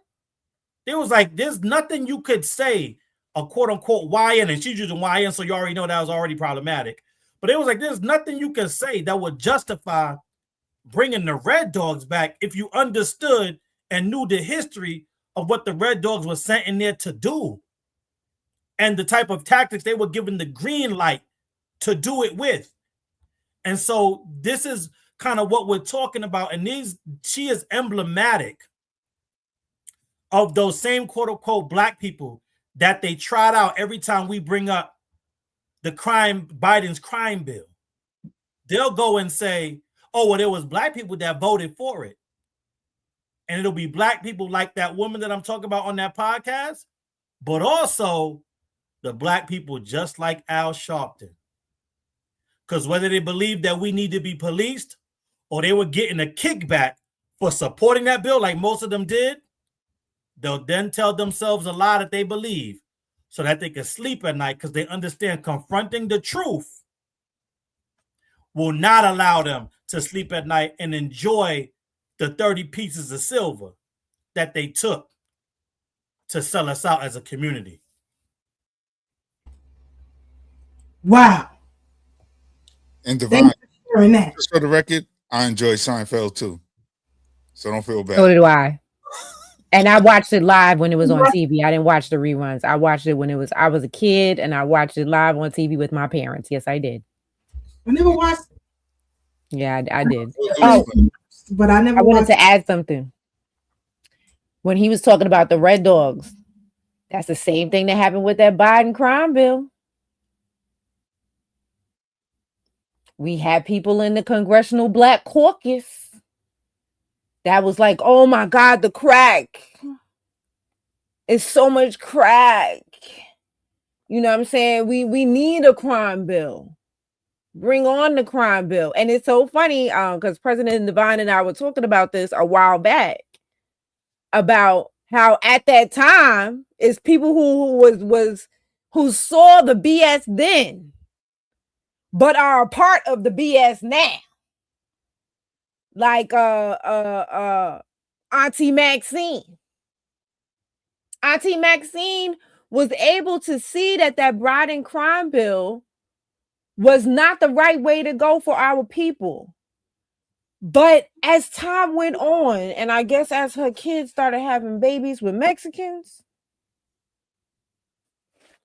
Now all of a sudden, she don't understand how illegal immigration is hurting us. She don't understand what's happening to us as a people. Now that she's one of them, as Jason Black says, now that she's one of them old Negroes, and her grandbabies is half something else, she don't really understand it anymore. But back then, she was against it. She was against that crime bill. But the rest of the Congressional Black Caucus was against her. So, you know, it's very interesting when you look at, and that's, you know, President Devon says all the time, you know, just because you did something good once, we can't look at you the same way forever. When he talks about what's the one who confronted Reverend Coachman that's here in New York? What's his name? Omar Wally. Not just him, but the other one, Barron. Charles Barron. You know, that, you know, just because they did something good for us at one time, you have to remain on code. The code is the leader. So it don't matter if you did something. We not doing that no more. Just because you did one good thing 25, 35, 45, 50 years ago. If you are off code now, we are all going to call you out because you are not our leader, Al Sharpton. The code is the leader. So it don't matter what Ben Crump and no other mush mouth fake attorney. What was the quote from about how what black lawyers should do, Keisha? Oh, help me, please. The black lawyer in Houston. He said yes. he's a social engineer or a social parasite. And Ben Crump is a social parasite. So it don't matter what these social parasites say. It don't matter what everybody else say. It don't matter what Ghana say. You could call him a leader if you want. We don't have a leader. Our leader is the code. And as long as you remain on code, we cool. And the second you off code, we calling you out. I don't give a fuck who you are. Foreign or domestic. With her full chest. With her full chest. You know, and all of this is relevant. All of this is relevant, family. Like she said, you know, earlier, when the city council person and her sister wrapped up in fraud in New York to the tunes of millions. You got judges wrapped up in fraud to the tunes of millions. You got former mayors wrapped up in fraud to the tunes of millions. But we got to sit back and wait for a goddamn study. And that's why what our brother Melrose said resonated with so many people. Because we can see the BS for what it is. We can see it clearly. And everybody with brain cells can see it. But I'm going to go back to the CBS News archive because Al Sharpton alluded to Brother Melrose standing on lineage business as agent behavior. Michael Francisi,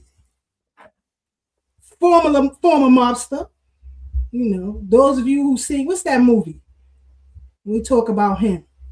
That's Henry Hill. What's that movie called? Is it Goodfellas?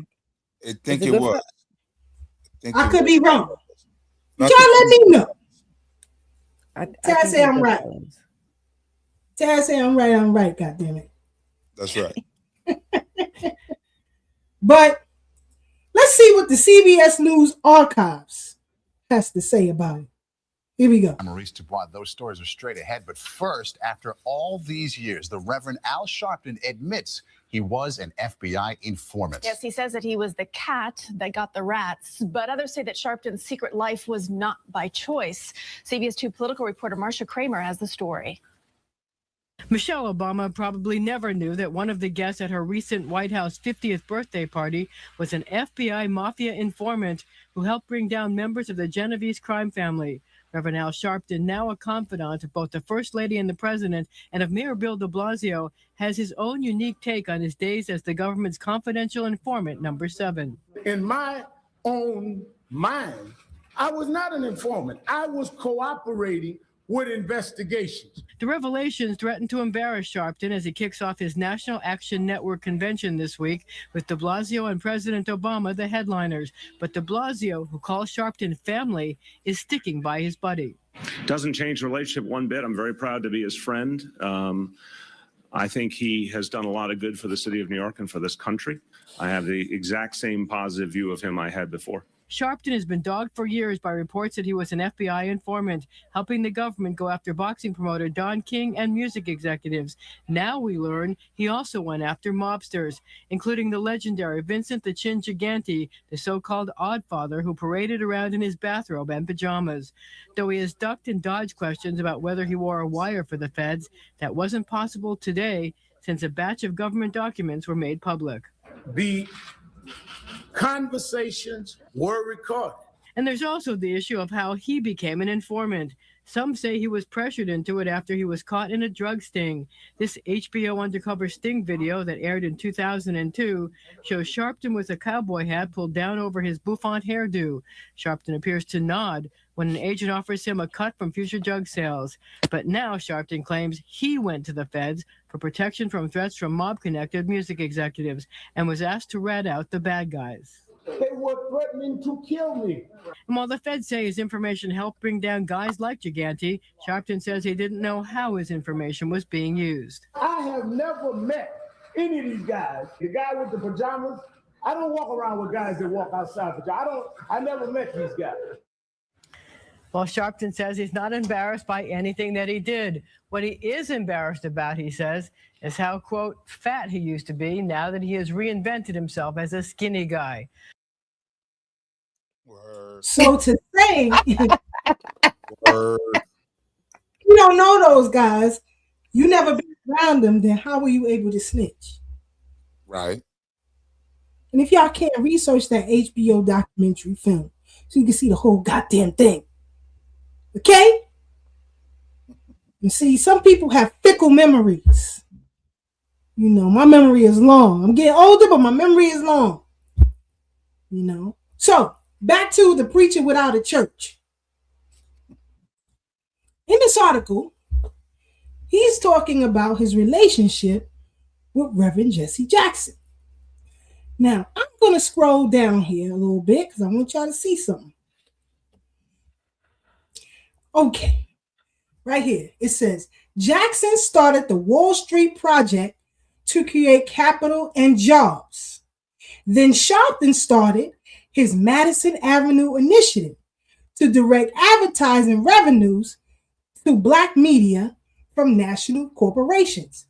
Anybody know any money that Al Sharpton funneled to independent Black media outside of Roller Morning? Go. Go. These, I'm speaking for me, not the panel, for me, are shakedown cons. You pull up to these corporations, either you're going to give me some bread or we're going to stage a boycott. Mm-hmm. You see, one thing New York is great at doing is business. And they will pay anything so that their business is not disrupted.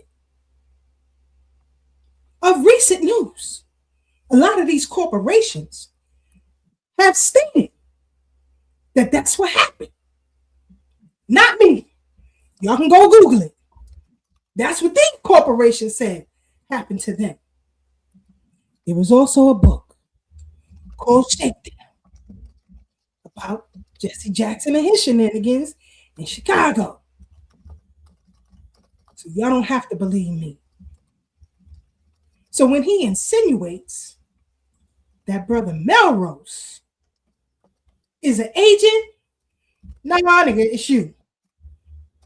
It's you. And all these Democratic shills that run around with you. And this is how, when you hear these people speak, who were at the National Action Network convention at the Sheraton, Sister Brooke, Brother Divine, the next time we're in personal company, ask me to remind you, tell you who the pillow biting buddy is. Okay? I'm gonna leave that right there. Just remind me to tell you. Say, you said somebody was doing some pillow biting. Now I'll get to it. Lord Jesus. So let's get clear. Getting that blown open. But you're going to stay with these Democratic shields. You know? You got hot here. They rely on you being politically ignorant. They rely on that. They rely on the fact that you are comfortable voting feel-good slogans. They rely on that. And I'm going to play. Go ahead, Sister Brooke. You got something to say? Yeah, because I want to ask you to talk about something before you play this clip. Because me and you have talked about this before, and I can't do it justice like you.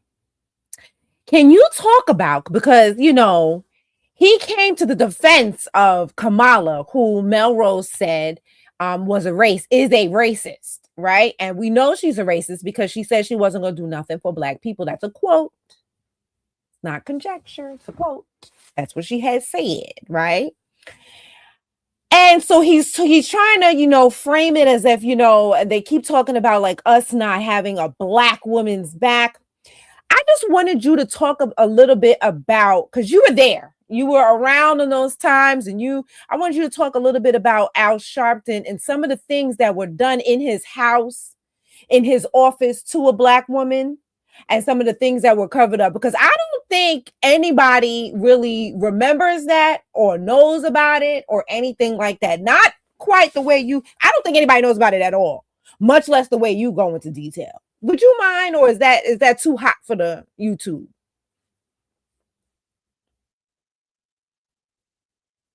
Sorry, I was on mute. Sorry. Yeah. We'll go with that. Let me play this. Show this instead. Okay. Can y'all see it? Or no? Okay. I was about to get a little while ago. Birmingham. I want y'all to put on your thinking caps, and you can Google these things for yourself. Nothing I'm telling you is a lie. Al Sharpton used to run around with an attorney, another ambulance chaser, by the name of Sanford Rubenstein. And Sanford Rubenstein was accused by a National Action Network affiliate employee of essaying her.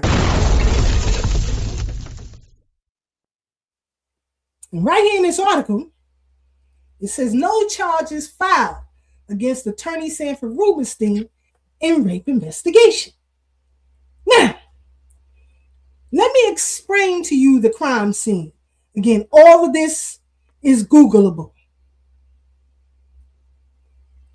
The woman, it was two women who had been partying with Mr. Rubenstein, and one of them felt a little woozy. What was found in the apartment was some marijuana edibles, alcohol, amongst other things. Viagra, all of those things. Okay? The name on the Viagra pill bottle wasn't Mr. Rubenstein. I'm going to let y'all investigate that part. That's your homework. Now, this woman said that she was essayed, allegedly by Mr. Rubenstein. Now, there was no arrest. As you can see, no charges filed. Anyway, long story short, you don't know nothing about this woman, and Al Sharpton is no longer running with Sanford Rubenstein. He's moved on to Ben Crump.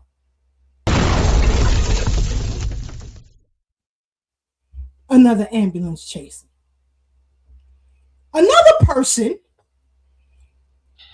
who used to take photo ops with Mr. Rubenstein was Hawk Newsom. Come on. That's right. I don't know what happened between them. I didn't see that one coming. But they don't hang out together anymore. Could it be that this case or this accusation caused the division?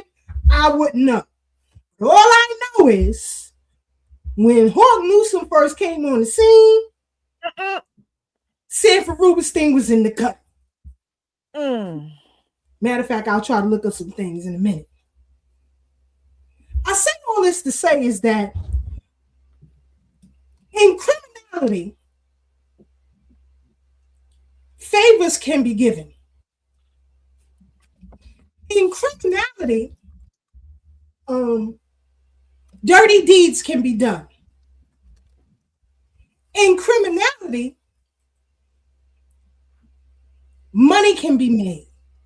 Money can be lost. Right? Now, another homework assignment for y'all. I want you to Google a family that began the National Action Network with Al Sharpton connected to Tamika Mallory.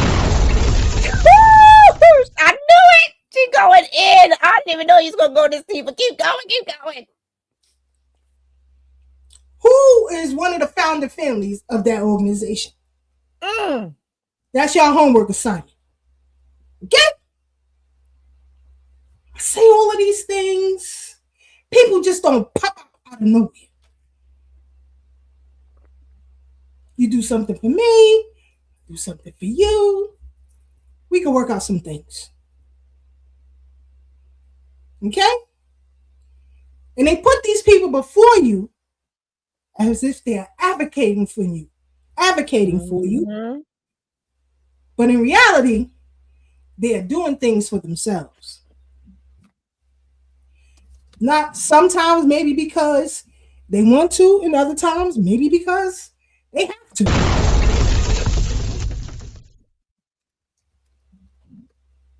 So, in this article, it talks about,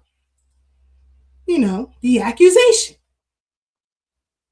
of this woman. Okay? Rubenstein told police through his attorney that the sex with the woman was consensual. That ain't what she said. But all of a sudden, there were no charges filed.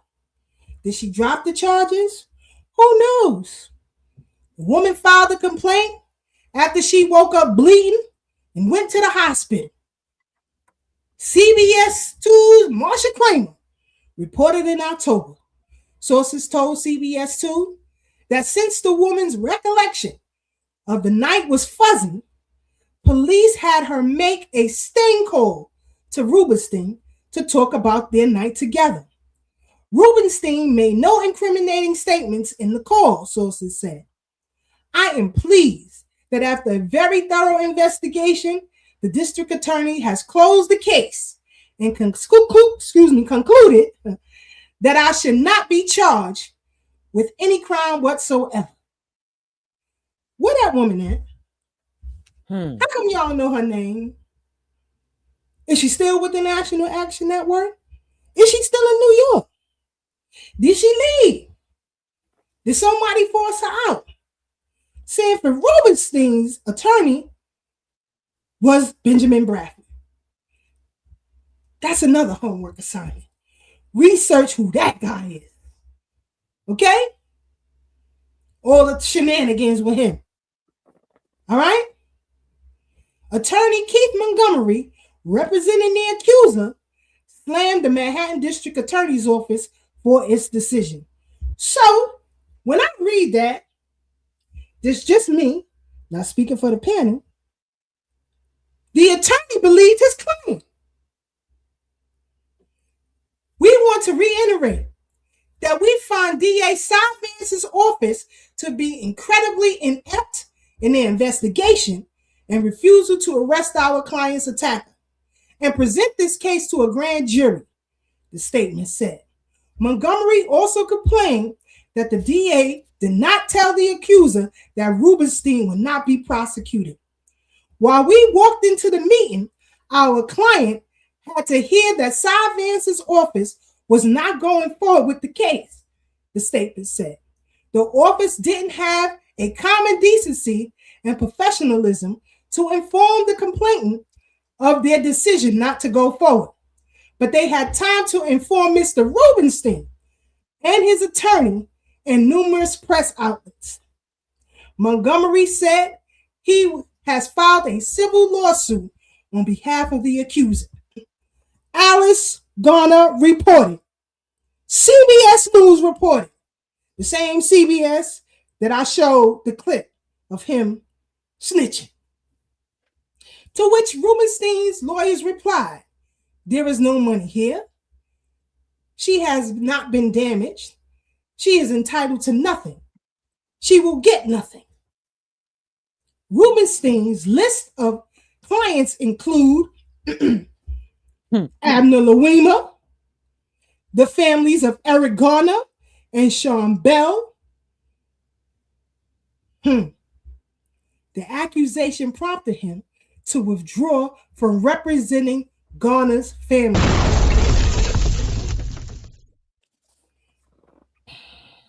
So don't come for Melrose, nigga. Don't do it. When all of this stuff is out in your affiliate. And then you have Mushmouth Crump. I feel, this is me, not speaking for the panel, there should be subtitles when he talks. I agree. All that money you got, you can't see a speech therapist? Knock it off, son. But I'm bringing all of this to the fore because, like I said, they play on you having a fickle memory. They play on the fact that you won't connect these dots. Now here it says, Black folks attending Al Sharpton's DEI conference have no idea what DEI is.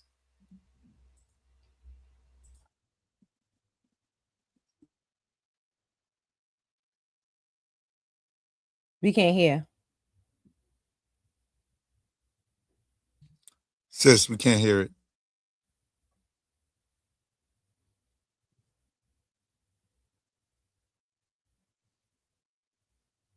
We can't hear it. Y'all can't hear it? Nope. All right, hold on. Let me see. Hold on. Let me see if I can do it again.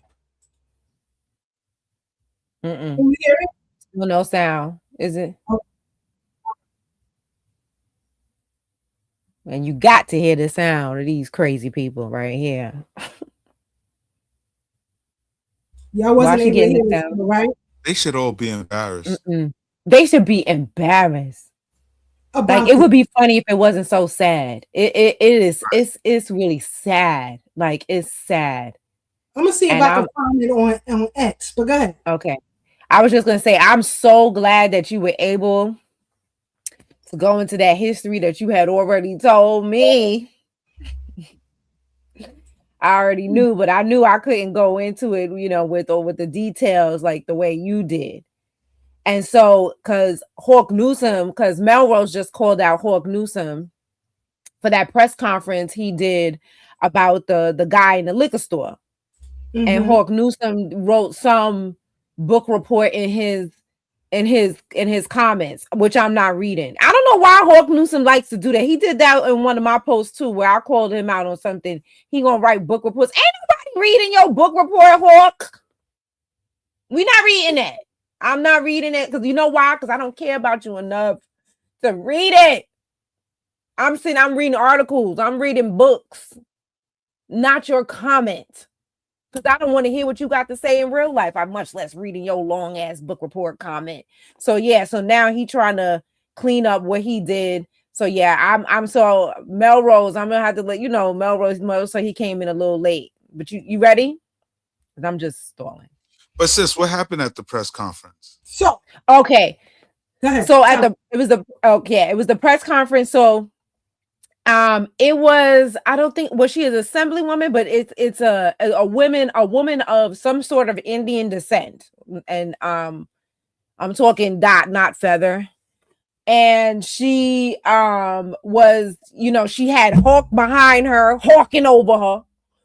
She had some other huge black men, I don't even know who that dude was, behind her, while she got the chance to speak on what happened to a black man. And Melrose called it out, like the fact that you got buffer classes speaking for us. There you go. So go to Melrose page on Instagram. That way you can see what he said. Go ahead. I'll do that. Yeah. So you see the picture right here. You got Hawk Newsome standing right behind her. Hawk Newsome. Oh, that's like, and we know the history of him. He's questionable. Not that he doesn't do some things or call out some things that I might agree with him calling it out, but then he's not on code. He's not. And it's obvious. And I've said before on other things, I feel like they're trying to push Hawk Newsome out because, they realize that the D-Ray McKessons, the small, meek, girly looking man is not going to speak to us. So they think if they bring out Hawk Newsome, that we're going to follow him. Hawk Newsome is off code. Therefore, he can never be our leader. Okay, I don't care what you do. I don't care how much y'all paying him. And then, like I said, when Sister Keisha, it's like in my spirit, I knew something wasn't quite right because, like I said, he's not on code all the time. And so in my spirit, I knew something was wrong. So speaking to, Sister Keisha and learning his history and who he used to be aligned with, him, Tamika Mallory, my son. Now we see how my son gets a position in the new mayor's cabinet. You know what I mean? Or we've seen how, and Tamika Mallory on the slide too, because they didn't really publicize it that much. But then when they brought out her tweets, then they started talking about that she got a job too. So you start seeing how all of these people were able to get into these positions and force themselves to be quote unquote leaders in the community when they're just sellouts and people who are on their knees. And I see you got the clip, so I'll let you play the clip. Yeah, I just wanted to highlight, something that Sister Pat put in the chat when I mentioned them blue pills.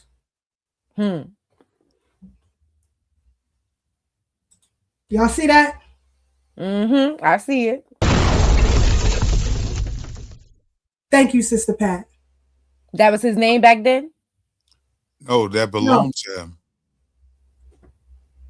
Oh, right. It was. Yep. Yes. I remember her telling me that. The bottle had a name on it. And the name was... It's in the chat. Right there. See it in the chat. That's it. We ain't got to go no further. UAM put up a petition to the Bar Association to disbar Sanford Rubenstein. Not these goofies out here. Not the Pan-Africanists? Oh! They didn't take the side of the black woman? Oh! They didn't protect a black woman? Oh! Did Hawk Newsome protect the black woman? Oh! Big as he is? Shout out to Melrose in the chat. Okay? All right? This is receipt session over here. So I'm glad That's interesting. Sister Pat put them things in the chat for Sister y'all. Pat getting this Clear understanding. Hey, Clear understanding. Hey, yo. They said Because what you see, in the we was around. We was around. Stop. Y'all better stop playing. Some folks can't wait for us to keel over, Sister Pat. Because we know too much. We know too much. But let me play this clip. And we'll come right back. And this is why we love y'all. Shout out to Brother Melrose. Context. Yes. We're going to give y'all the truth around here. One more thing before you play this video, Sister Keisha. Say that again. I said one more thing before you play the video, because I want to just kind of close the circle, especially Sister Pat getting real explicit. So as y'all was talking, I wasn't not paying attention, but I wanted to, this had me so intrigued. Because what he also did, and this is kind of just going toward his agent behavior and just the projection that he tried to put onto our brother Melrose, right? And so another thing that the coons and the sellouts do, but more importantly, for the record, the woman's name is Aisha Rivers. So she is named later on down the line. So I found that documentation, because what happened is that after the civil suit, while the civil suit was going on, he countersued her. So not only did he say I didn't do it, he then became the predator against her for a second time to countersue her. While all the while, like y'all just put up, y'all were the one that did the petition to disbar him, while Al Sharpton continually took the side of Sanford. And there was a blog that I found that said Al Sharpton chooses rich white mister over black sister. And it details how he took the side of his longtime friend, while at the same time talking about he's trying to have all this progress for the black community. And this is what agents and coons and sellouts do. When they're not the fox in the hen house, they leave the door open to the hen house for the fox. Or the vampire. Or the vampires at the juke joint. And that is who Al Sharpton is. That's who he was, and that's who he is. Because at the same NAN conference where Brother Melrose stood on business, there he was again, leaving the door to the hen house open for all these politicians that mean us no good and provide us with no policy, despite what Kamala got up there and said. And again, I land here, he told on himself when he said, yeah, we can't get reparations unless we elect the people that's going to give reparations. That's why he's stupid. But your stupid ass ain't primary none of these Democrats, where their record has proven that they've never offered us up any reparations and have never took any of this reparations work serious. And I know because I was there. I'm still here. So you can't lie about that one in your mind or outside of it.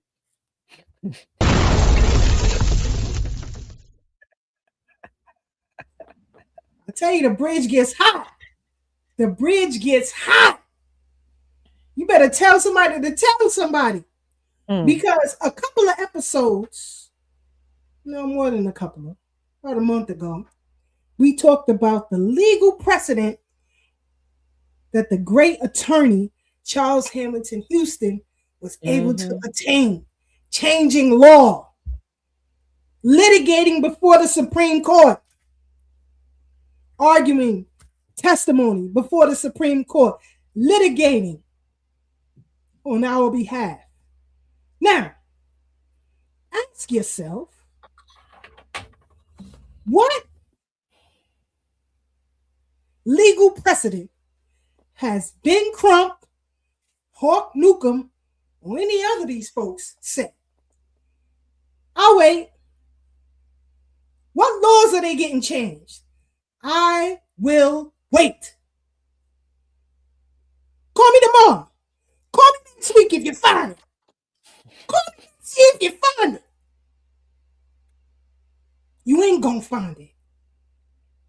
There's a difference between the social engineer and the social parasite.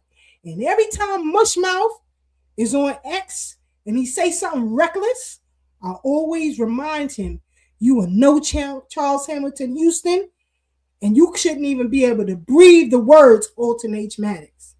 You can't compare. He ain't gonna respond.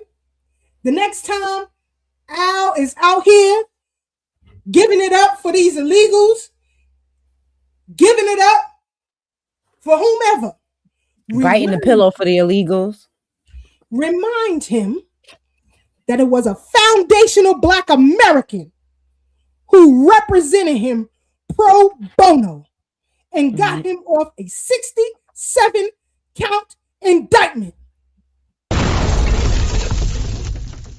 He will be behind bars, being somebody's honey bun, if it wasn't for Alton Maddox Jr., who represented him pro bono. Now, he talks a good game. How he idolized James Brown. What's the boxing guy? With the Don head? King. Don King. What up, Brother Black? What up?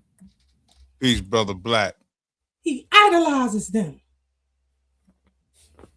Where were they when you was facing 67 counts? What monies did they put up on your behalf? Go. See, if I was there with Melrose, after Melrose cooked, I would have fried hot fish grease. Don't get them out the way when the lineage is standing on business. But Melrose said a Black man got his butt whooped by 2 race soldiers. And these Black men, these 4 Black men, stood guard as an immigrant woman spoke on the behalf of Black men and Black people. This type of co-behavior is inappropriate. And if these Black men and Black men like them don't have the heart and smarts to know that this makes them look dumb and us look weak, they shouldn't call themselves justice advocates. They aren't. They aren't. Justice advocates change law. They ain't changing nothing. Nobody speaks foundational Black American business except foundational Black Americans. Now, this is outside the liquor store where the brother got the stuffing beat out of him. Oh, we can't hear.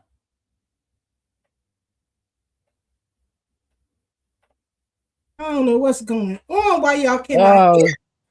It is driving me crazy. Sis, can you hear it? Keisha, you can hear it? I can hear it clear.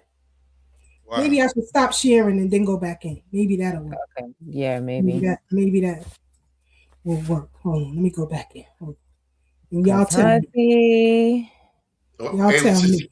Sister Keisha, while we wait, in Don King and James Brown's defense, I got to give them a little credit because they did keep Al Sharpton's hair pointing some. Okay. Go back to the room. Let me know if y'all can hear this. To go yes, we can hear it now. I'm Councilmember Shahana Hanif. I represent Gowanus in the City Council, and the video that's circulating, I don't have to say it again and again. It's forceful, it's excessive, it's aggressive, it's violent. That's right. Amen. Period. No one can look at that video and say that the resident getting kicked and bullied deserved it. Right. No one deserves to get beat up like that in any situation. What happened to my constituent, resident of Gowanus, is plainly excessive force. It is injustice, and it must be held accountable. Right. I've been in touch with the police commissioner's office and the Brooklyn District Attorney's office calling for the arrest of these officers. It is not enough that their shield and guns have been taken. We do not want them back on these streets tomorrow or later this evening. We do not want them back on these streets because they are violent. They do not represent the public safety that our community sorely deserves. I want to thank the sister who was out here taking the footage. She did the right thing. Anybody in her case, any New Yorker would do that to show that what was happening against this individual was wrong. No one in New York City deserves to get beat down, kicked, bloodied for an arrest. That is not how people get arrested. That is not how the police department should be treating anybody in our community. So I stand with my Gowanus community residents. I stand with the activists and advocates who are here, who will continue to show up and be with the community calling for the arrests of these two officers. We demand immediate justice. I'm comforted knowing that the resident is home, healing and recovering. I am relieved to know that he is not dead. Amen. I am relieved to know that he is not dead. And I don't want to come back here at another press conference calling for accountability and transparency. So we're saying it one more time. We call for the arrest and the immediate removal of these officers. And to show that you care about this community, you do so by arresting these officers and taking away their privileges. Thank you all so much. And I stand with the community. Here's the problem. Melrose said, I don't want no other group speaking for us. We tired. Because that's going to parlay it into something for them. This took place in Brooklyn Heights area, I should say. In that area, near the Gowanus, that area, Baltic Avenue. They always using our tragedy for their own benefit. Remind you of the video I played earlier. How they gonna start singing This Little Light of Mine, I'm gonna let it shine against the foundational Black American elder in North Carolina because she's standing on lineage business. This tethering has got to stop. And as a man, I didn't say this. This is what Melrose said. He's a man. He's telling you it's out of pocket. Stop letting these folks speak for you like your children. She wouldn't do that for the Hasidic community. She wouldn't do that for the Italians on Staten Island. Don't do that here. And for any Black man that thinks that's okay, you're a child. And I don't want you to be seen that way. Ever. Ever. I don't want you to be seen that way. Even in how I interact with the brothers on this platform. I want the world to see you as you are. The greatest men on the planet. Don't talk weak. Don't look weak. Represent yourself the best way that you can. Because you're the vanguard. Don't look sloppy. Don't look out of pocket. Because you will be played that way. You don't deserve respect if you don't articulate yourself well, represent yourself well, and stand on lineage business. Even if you come from another place, represent yourself. Don't come out here talking crazy because the world will always play you. And you may say, why people treat me a certain way? Why people don't rock with me? How are you presenting yourself? If you don't look like a man of substance, nobody will see you of substance. But if you look a man of confidence, of wisdom, where they can't even think about questioning you, you will have no problems. I'm telling you this. I'm telling you this. I've seen some of your biggest celebrities get played in a ballroom full of hats. Because you pretend like you're a child, you speak like you're a child, you dress like you're a child, you will be treated like a child. And I don't want that. So Melrose is right. He's a man and he's speaking to black men. What's the problem? And he said to Hawk, I don't want no smoke. I don't want no beef. But I'm telling you, this ain't right. Now, Brother Melrose pulled up to the National Action Network convention and he said a few words. Not just the words he said, but his stance and his position. Like, I'm not playing with y'all.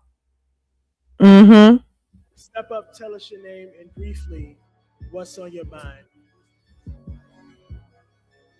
Hey, yo, as I look around this room, if you're 35 years old or younger, raise your hand. 4 people. So here's the thing. Y'all in trouble. Yesterday you had Al Green up here talking about we need a Secretary of Reconciliation, and then that's going to include what he said was reparations, which, by the way, wasn't reparations. Reparations is more than a check, but the very first thing it is a check. And come this year during the midterms and in 2028, if you don't have our check, you won't get no vote. No check, no vote. Yeah, I know that ain't what you want to hear, but that's what's happening. All of y'all in here, with all due respect, you're beautiful, but you're old. You're not talking to the youth. You don't know how to talk to the youth. You're trying to tell us what to do. We're not having it no more. So if you want our vote, you got to come with our paper. We're not scared of Trump. We're not scared of anybody. Biden is a racist. Trump is a racist. Kamala is a racist. And if you don't have our money, you don't get our vote. Yeah, not. Who are you? Oh, all right, yeah, so like I was saying, I'm going to land my plane right there, but the Democrats are no better than the Republicans. No check, no vote. Y'all take care. And somebody get my man a tissue. He need a tissue. And that's another thing with these Pan-African organizations. Everybody is old as smoke. Old as smoke. Dying off. But you want to advocate for generations yet unborn. Are you crazy? Now, I am older than Sister Brooke and Brother Devon, President Devon. They are not children by a long shot. But as their elder sister, it's my job to be a backbone and a guidance. Tad the same way. That's why they feel comfortable with us. And y'all still don't get it. You still using old talking points from the 1970s. You sound crazy. Crazy. Power to the people. This ain't 75. 2026. True story. Brother Devon is right here. When they had the reparations hearing at the church in Brooklyn, and everything was done, we was coming outside. Melrose was outside. Brother Devon was outside. And I'm going to tell you, from my visual perspective, when those commission members came out, they was looking shook. They was looking shook. I was standing there talking to Melrose and Brother Devon. Minding my black business. But they saw me with 2 black men who were standing on lineage business. And they called me over. That's when I started to advocate. Whether they listened, pay attention, or give 2 Fs, they understood the unit they were coming around. Ron Daniels looked scared, like he was about to pee himself. Chanel Hawkins, oh, now you want to have a conversation about 4th grade. At that meeting, Brooke is here and Devon is here. So I don't have to lie to nobody. I advocated for 2 black media platforms founded by black men. I could have gained some females. That's not the perspective. You got to come through the vanguard. I understand how these people think. That's why you always see these shills out here. They got all these females on the platform. Because they don't respect your manhood. They don't respect it. You got to make them respect it. And Melrose stood on business. I don't care what these folks, and I'm going to play some other clips. We got to get out of here soon. But he stood on lineage business as a man. Whether you know him or not. Whether you know him or not. Brother Black, he put the Bronx on the map. But whether you know him or not, you know what his perspective is. When President Devon is speaking,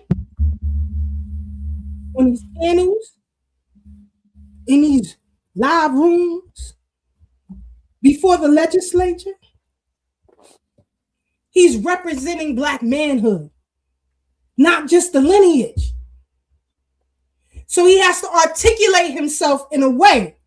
He has to carry himself in a way. Because I know he want to knock a few of them out cold. But he got to carry himself in a way, not just for himself, so that the lineage is respected. But you got these pan goofies out here who do nothing of the sort. I said what I said. That's why I can go into a room full of them and disrespect the whole goddamn panel with a sentence.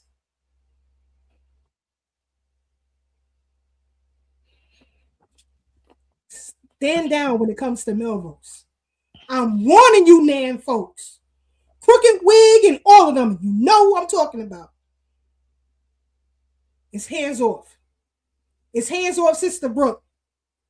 Because the next hearing that we are there together, if that wig get out of pocket, that wig gonna be gone. I'm gonna embarrass her with my words. She will shrivel up in a corner and wish to die when I'm done. Not laying a finger on her. I will destroy her soul. So that's a warning. And I'll land there. Y'all can talk about Brother Melrose in this commentary and your feeling on the subject. I just want to, man, because it's going to be part of my closing statement, so I won't go too far into it, but I just want to,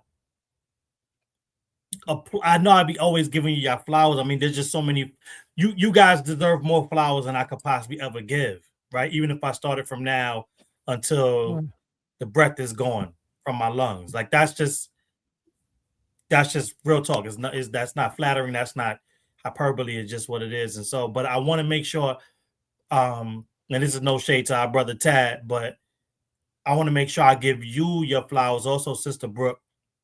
But for you, like you said, in that role of big sister, and obviously Tad is our big brother, but just from a big sister perspective, you could easily, with your talents, with all your experience, with all your connections, you could take the same easy way out through gender that many of our other sisters are taking, right? Because that's who the Democrat Party is looking to empower. And you could take that way out, leverage all that you know and all that you've learned to set up a cushy position in the system of left-wing white supremacy for yourself, possibly for your family. You could easily do that. And on different levels and at different variations of that decision, many of our foundational Black American sisters are there. Not the majority. So I would never say that because it's not. But many of them have. But instead, you have decided to take the opposite approach. And when Sister Brooke first introduced or talked of you and then first introduced us, you know, she made no bones about it and told me. She was like, nope. Sister Keisha said she tired. She done seen all these organizations come and go that was on the bullshit. She ain't trying to join no other organization. And she real wary of where and who she spends her time with. But for you to see enough in us based on all that you've seen to support us and also to platform us and to help us in this work and guide us and mentor us, but also all the energy that you got left, because you have earned enough rest at this point if you decide to take it. No one could say a bad word about you, but you're still using all that you got to say, nope, I'm going to stand with these people. But not only did I not, and that's just what hit me, and I'll lay in here, I don't want to be too long, but what hit me is just now when you said, because I was there, and you're right, there's no need for you to lie.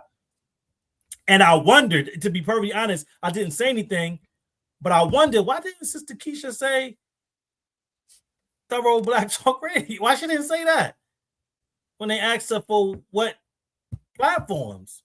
Now, I didn't know why you went with, with Doggy and, with Doggy Diamonds and I believe you said Viral Access Media.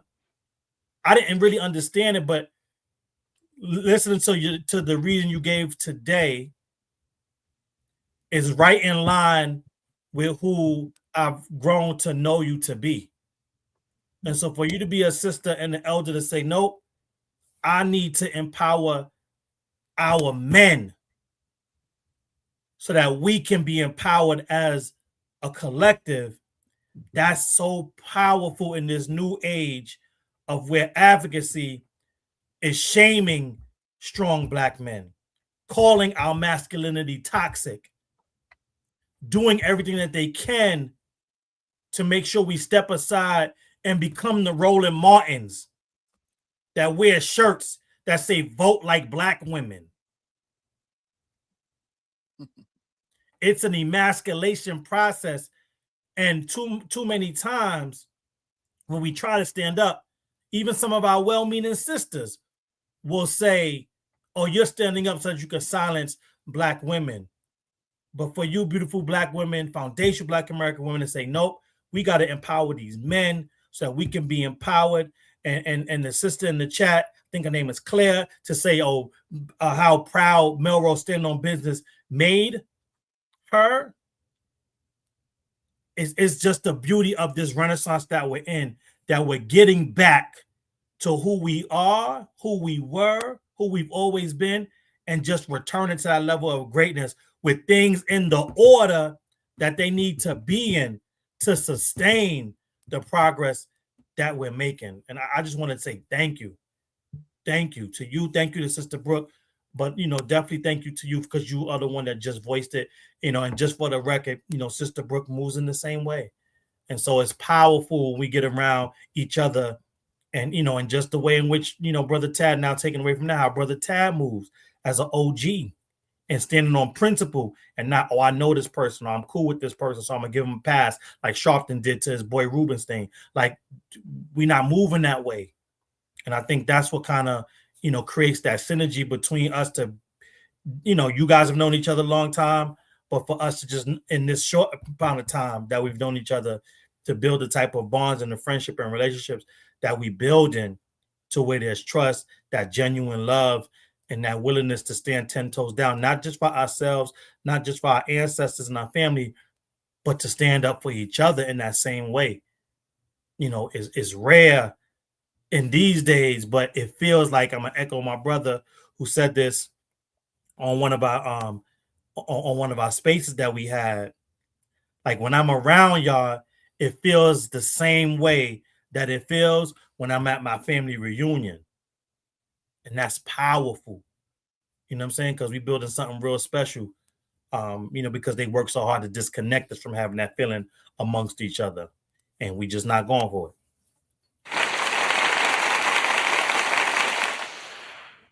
I just want to say real quick, I echo my brother's sentiments. Sis, you know how we get down. And the thing is, they have tried to break us, but they couldn't. Me and Sister Keisha been locked in since day one. I kid you not. From day one, we've been locked in. I don't know if it's our Brooklyn bloodline or whatever, but we've been locked in, lock and step. And even when we pivoted from our other positions, it wasn't something we just got on the phone and contemplated. It was just a natural flow. You know what I mean? And the thing with you, Brother Devon and Sister Brooke, we know nobody's perfect in the world. But why we gel so well is because what we're doing is righteous. We have a righteous cause. This is a purpose-driven mission. Sister Keisha and myself was on this path even when we were in the Pan-African movements. We were still advocating to get to know your family, because sure as we were in these Pan-African spaces, they talk about honoring your ancestors. Who's your favorite ancestor? Grandma, grandpa. You know them, especially if you got to spend time with them. Some of us was fortunate enough to know our great-grandparents. I knew two of my great-grandmothers, my maternal grandmother's mother and my paternal grandmother's mother.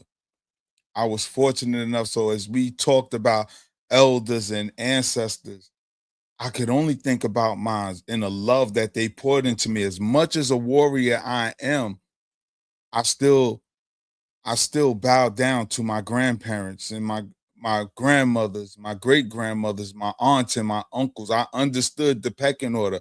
I understood the chain of command.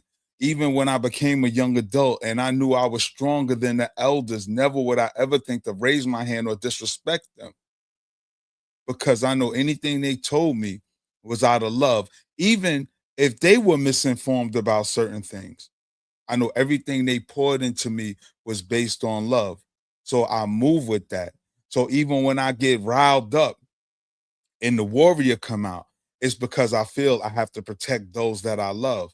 Because I know when I'm moving, when I'm fighting, I'm doing it from a good place, from the heart. I'm not a bully. I'm not using my powers for evil. But as you said, we know that there's people out here trying to disconnect us. And why everybody is so upset now, because the ones who were shunned and forgotten, we are reconnecting. From California to New York, from Chicago to Texas, and all the Carolinas, and everywhere Black people go, everywhere the Black people know who they are, we are reconnected because we're tired of being disrespected. We've been nice to everyone. We've been nice to everyone. And now we're saying we tired of people playing in our face. Y'all know we the fighters, but we've been being humble. But please don't take my kindness for weakness. So when we find young warriors like you and Sister Brooke, yeah, we're going to pour into y'all. We definitely going to pour into y'all. And if anybody acts stupid, you see, most people know who we are. They know we with all the smoke. Call me Mr. Chimney. I want all the smoke. They know we not going to play. But again, they know we serious and we'll die on this hill, because what we're doing is not for us. It's for those coming behind us. See, these other groups want to live in a pastime paradise and go way back and talk about 5,000, 10,000 years ago. All that has its place. But how do we move forward to the future? How do we clear the path for our young people to be successful and prosper with the least amount of resistance? How do we get them to tap into themselves and start living their purpose-driven life? See, nobody's advocating for that. Everybody wants to recruit us to see things their way, but why I just can't be who I am? Why I can't be who God created me to be and walk my path and my journey and fight for my people? I'm not mad at no Haitians fighting for Haitians. I'm not mad at no Nigerians fighting for Nigerians. I'm not mad. So don't get mad when I fight for my foundational Black Americans.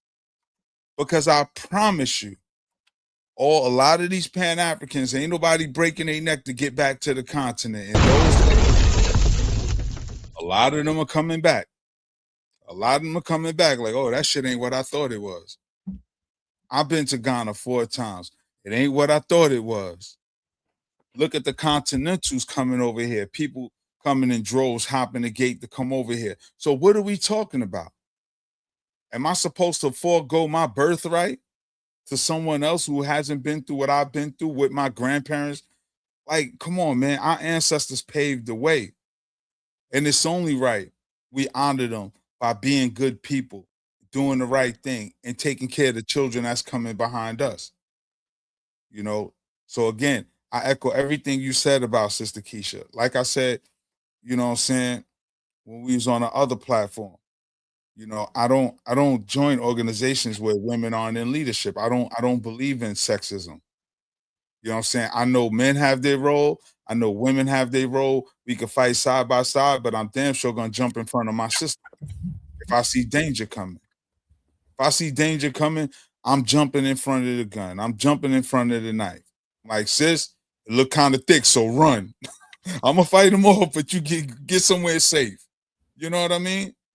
But too many of these dudes are cowards. They hiding behind women. They and look, some of them hiding behind foreign women. I ain't saying no names, but again, I wasn't raised like that. My father got 6 brothers. I was raised in a house with my grandfather, 2 of my grandfathers. You know what I'm saying?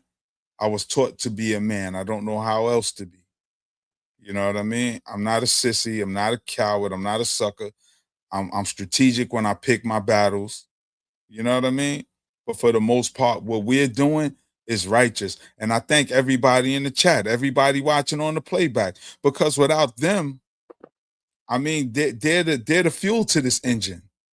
We're the engines, but they're the fuel. If they don't tap in, if they don't support us, if they don't support Sister Brooks' effort to get to where she got to go to continue this work, it's all for nothing. You know, we got OGs like Brother Leonard and Sister Pat. People, as y'all can see, our Sister Keisha can really break it down. And then we got the big voices like the Black Authority and Tariq Nasheed. You know what I'm saying? I don't know them brothers personally, but you're not going to get me to disagree with what I agree with. If them brothers are making points that I agree with, well, I'm going to say I don't agree. Because somebody I'm cool with don't like them, that's the dumbest shit I ever heard. But that's where we at now. People don't think for themselves. So with that, I just want to thank all y'all on the panel. And even you, Blacksmith, even though you crazy, we let that Bronx craziness ride. You know what I'm saying?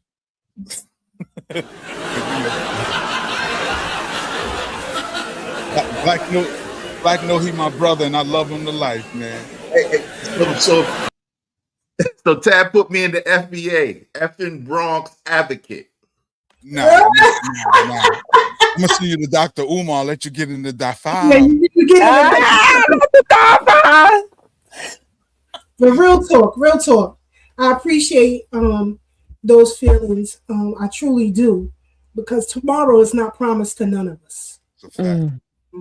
But you know, my brother Tad, he's on the panel, so he'll tell you if I'm lying, and it doesn't serve me to tell lies.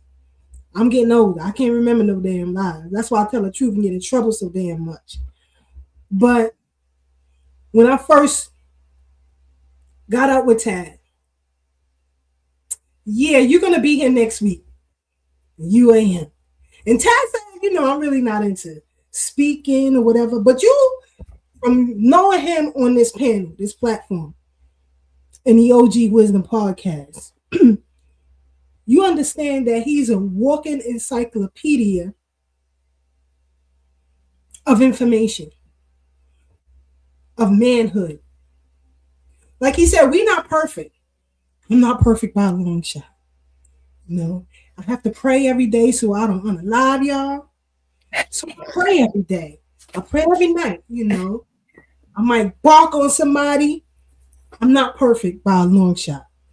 However, I try to be the best woman I can be.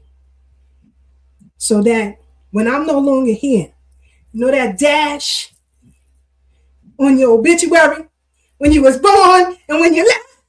I want my dash to mean something. I want the Taz dash to mean something. I want Doggy Diamond's dash to mean something. President of the I want those dashes to mean something. Because that's your legacy when you're no longer here. They'll look at these videos when we long gone from the scene. They'll see these videos. So thank you, Melrose. I appreciate you. I honor you, brother, and I respect you. And shout out to Brother Tony, who called in to Al Sharpton's show. Yeah. Shout out to Afro Elite. Love that brother too. Chi-Town in the building. Let's play this and we'll get ready to close out. Is it playing? Nah, we can't hear it. All right. You might have to put it, yeah, and do it again, yeah. I pull it back in like before. They trying to mix with us tonight. You dropped too much truth, you know what I'm saying? And then Sister Pat was in there. Well, first dropping of all, the explicit truth. first of all, if the brother had an opinion and he came and stated his opinion, and we didn't stop him at our convention, we let him finish, didn't we? So then, let me get this right. He's supposed to be able to say what he want to say, tell everybody is a racist, that old folk ought to sit down. He can get up there and say all of that, and we're not supposed to use our mic to answer him.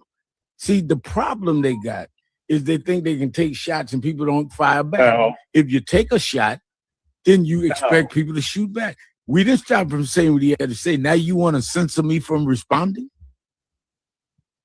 No, Al, what I'm trying to say is you should have talked to that young brother face to face like a man. He walked out. He got up and cussed everybody out and left. Pause. I played Melrose whole commentary. Who did he curse out? Not a soul. Nobody. Not a soul. Beautiful. Beautiful. You see the lies? You see the lies? Also, he can hold his money-grabbing position in the world. We don't want it. That's on you, snitch. Would have met with him if he had walked up. If he, oh, okay. And I'm glad Melrose called in and said no. It wasn't like he got walked out. Y'all pretty much escorted him out right after he was done. Y'all followed him out, damn near of the whole hotel. And that was before, Al, you walked out. You didn't walk out immediately until he left. Melrose had called in and said that himself. And he didn't curse anybody out either. That's not what happened. He said that the most offensive thing that you could say he said was that the older people don't speak for or can't relate to the youth. That's not offensive to them. They can't. There's a generational gap, and he called that out. He called that for what it was. He didn't call nobody stupid like Al Sharpton did. He didn't assume anybody is an agent or accuse anybody of being an agent, even though they are agents, like Al Sharpton. Even though he didn't accuse anybody of that like Al Sharpton did. He called Biden a racist, Harris a racist, and Trump a racist. All right? Those are the people you can make an argument that he insulted. So it's not like he was all like, F you and you're dumb. That's not that's not the point at all. Now he's going to talk about Melrose. Let's go. There and make this grandiose speech saying he was a paid agent and called the brother stupid. Well, first of all, if the brother had an opinion and he came and stated his opinion, and we didn't stop him at our convention, we let him finish, didn't we? So this is the BS I'm talking about. This is the BS. But also, who's catching it is Roly Poly. Let me know if y'all can hear it. Y'all Nah. know, Oh, yes. We spend a lot of time really trying to help people out, to help them understand politics, to help them understand how things actually get done. And there was a clip I saw that was posted on the social media of a brother who asked this question. Matter of fact, I'm just gonna go ahead and play it right here, y'all. Okay, all right. So listen to this. I just want y'all to just listen. Okay, so listen to this. Briefly, we have to get going in one moment. Step up, tell us your name, and briefly, what's on your mind? Hey, yo, as I look around this room, if you're 35 years old or younger, raise your hand. 4 people. So here's the thing. Y'all in trouble. Yesterday, you had Al Green up here talking about we need a Secretary of Reconciliation, and then that's going to include what he said was reparations, which, by the way, wasn't reparations. Reparations is more than a check, but the very first thing it is a check. And come this year during the midterms and in 2028, if you don't have our check, you won't get no vote. No check, no vote. Yeah, I know that ain't what you want to hear, but that's what's happening. All of y'all in here, with all due respect, you're beautiful, but you're old. You're not talking to the youth. You don't know how to talk to the youth. You're trying to tell us what to do. We're not having it no more. So if you want our vote, you got to come with our paper. We're not scared of Trump. We're not scared of anybody. Biden. I saw that, and a couple of people actually posted that on their Instagram accounts. And not a couple, hundreds. Just about every top content creator reposted this. So he's a liar. But go ahead. I've asked a very basic question. How do you get a tangible before the election? You get a promise. Someone can say, this is what I'm going to advocate for if you elect me. Okay. So let's just say someone running for a House seat says that I'm going to advocate for you. So y'all know. How do you explain the illegals getting all these tangibles? Huh? What is he talking about? We was in a Zoom meeting with over 200 people. Yvette Clark, Hakeem Jeffries, all of these folks talking about TPS status for Haitians. Tangibles. No vote. So he's a liar. Y'all thoughts on Sharpton and Roly Poly? Okay, I got some thoughts.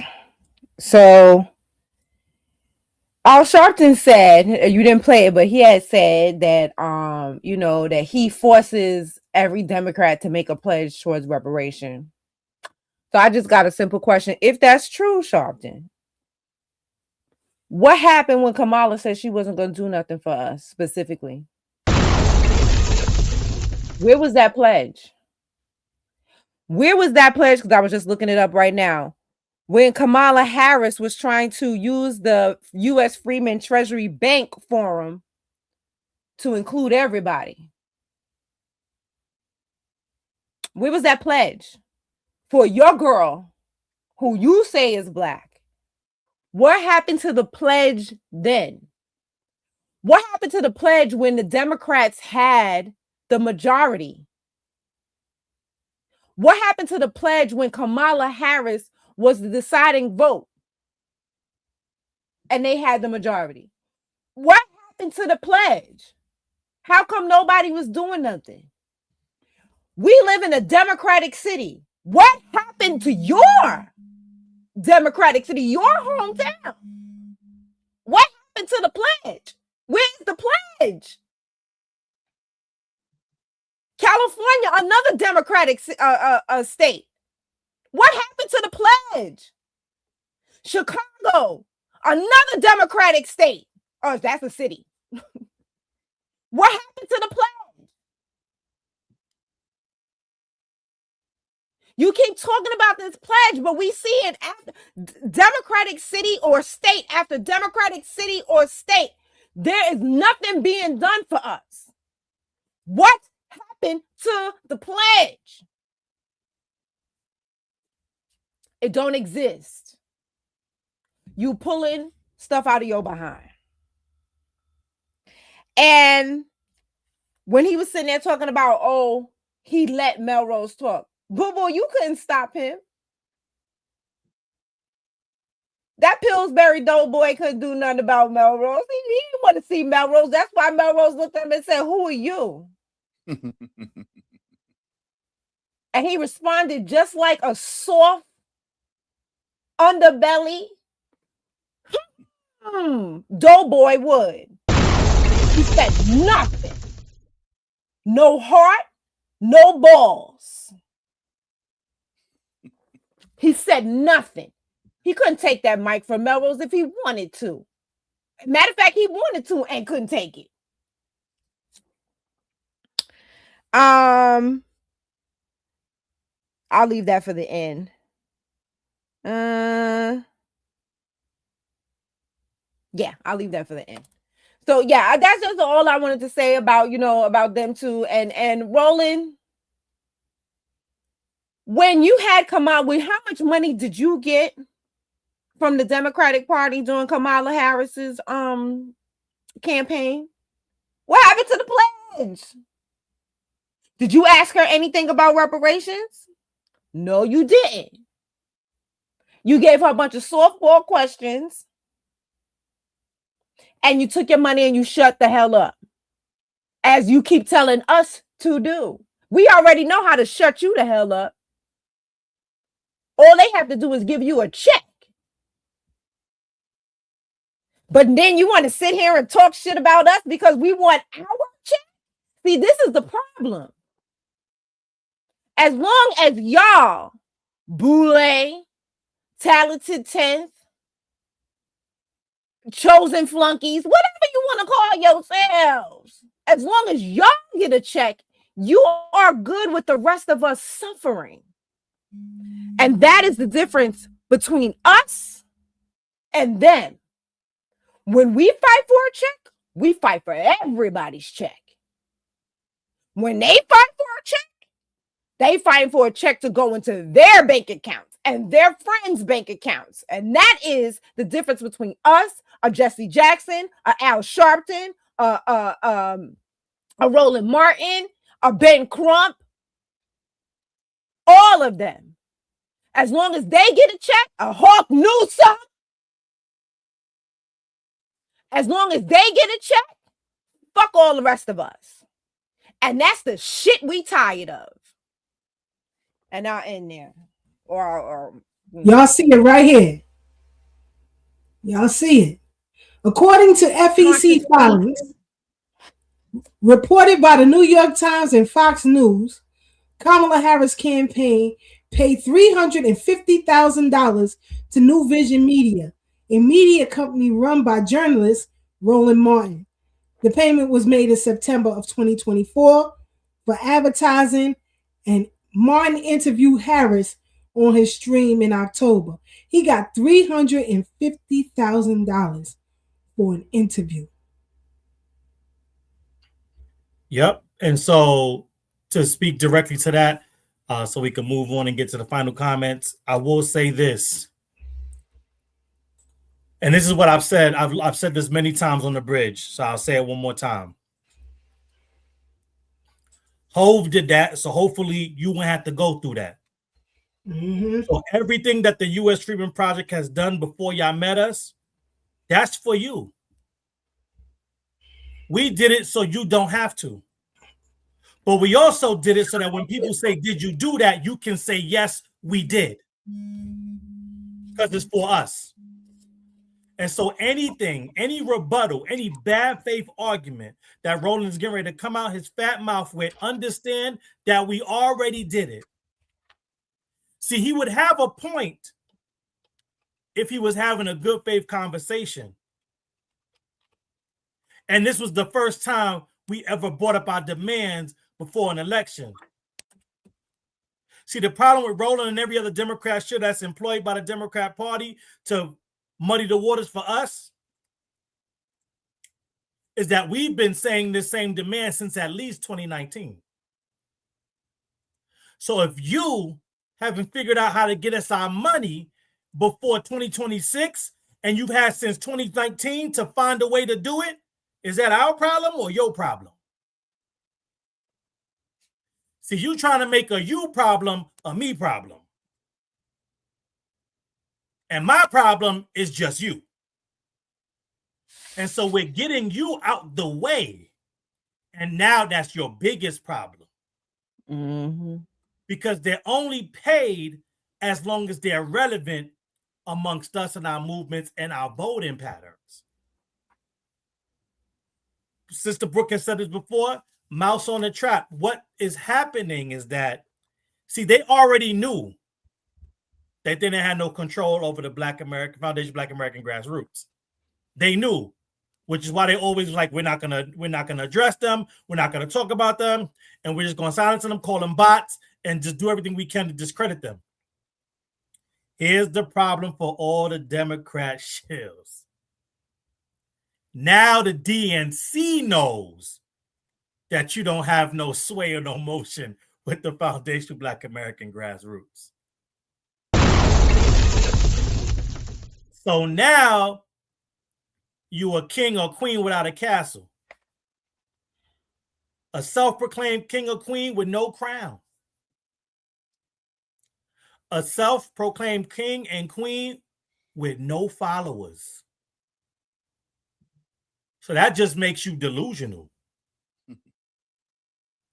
And so this is what they're looking to struggle with and try to find a way. They're trying to fit that square peg into that round hole because they know that their time is up.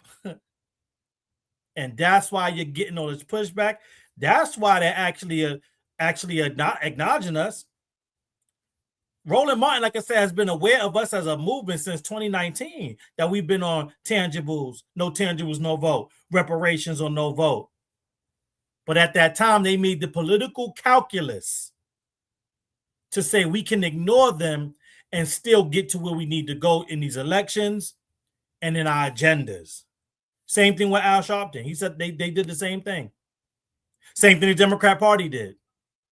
Same thing all these stakeholders did with this Reparations Commission. But to quote another Jay-Z song, allow us to reintroduce ourselves. Because now you're going to see that you can no longer ignore us like you did in the past, because in the same time that y'all stayed stagnant and didn't pivot, we was in the lab building. We was in the gym shooting. And we got our percentages up. And we got some new moves. And we can shoot off one leg or two. Some of us could shoot with our eyes closed. And the only thing that beats great defense is better offense. And we got better while y'all stayed the same. And the rematch is coming. In 2026, that's game one. And y'all better hope y'all can still win. Because if y'all lose to the grassroots in 2026, it's already game over for 2028. We don't even got to play the game. Y'all going to have to kiss the ring in the way that y'all haven't done in decades. Or y'all not even going to be able to sniff the White House. Trump can't run again, but it ain't going to matter who it is. If you play with this Foundation Black American Grassroots movement, you play with us. And it's going to be a, man, listen, either we eat together or nobody eats. That's the energy we on now. See, before it was, if we don't eat, okay, and if anybody else gets a chance to eat, we'll try to find something. You know, that's how I used to be in my household. My mom's like, look, I ain't cooking, but just go fend for yourself. There's some stuff down there. The type of time we on right now is this. I ain't cooking and you ain't eating either. So you better stock this fridge. It's up. It's up. I'm going to play this because I think I can hear it now. And then we'll go straight to Brother Black and Brother Tab. We're going to get these people up out of here tonight. Hold on. But this is how they want you to think. They want you dumb. Black folks attending Al Sharpton's DEI conference have no idea what DEI is.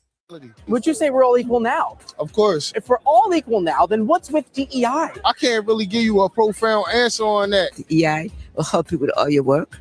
They'll help you with your office work. Not AI. Sorry. DEI. Okay, what's that? You tell me what that is. What is the DEI? DEI. DEI. What's the DEI? Is DEI a good thing or a bad thing? It's a bad thing. It is no equality. It is no fairness. It is no justice. Al Sharpton says DEI is great. Oh, okay. Well, he says great is great. Kamala Harris is here. She might run for president again. Do you think she should do it? Are you Team Kamala? Yes, I said you were robbed. I'm Team Kamala all the way. Of course. Why would I not be? But she didn't win any swing states. She's going to swing those swing states. That's it. How is she going to swing those swing states? Oh, she's going to swing them. We're going to swing them. Let's say. Equality. Would you say we're all equal now? Of course. If we're all equal now, then what's with DEI? I can't really give you a profound answer on that. DEI will help you with all. You said DUI? This is crazy work. But they want you to run for a woman who says this. The reality also is this. Any policy that will benefit Black people will benefit all of society. Let's be clear about that. Let's really be clear about that. So I'm not going to sit here and say I'm going to do something that's only going to benefit Black people. No. Earlier about how people are so transactional. I think we need to be transactional voters. I think, yes, it is right when we are trying to get folks to register to vote and to go vote. And it is absolutely right that we remind everyone of our history, especially when they're trying to erase it. We remind people of the lives, the bloodshed on the Edmund Pettus Bridge, the sacrifice of those young people at the lunch counter, the assassination of Dr. King. There are so many things that we must remember about history so that what compels us to vote includes not only our civic duty, but honoring the ancestors. Yes, and here's what I'm suggesting in addition. Get yours. Vote and say, I'm voting because I expect something out of this. We got it. We are clear. Two things she said was correct. Whatever we attain, everybody benefits from it.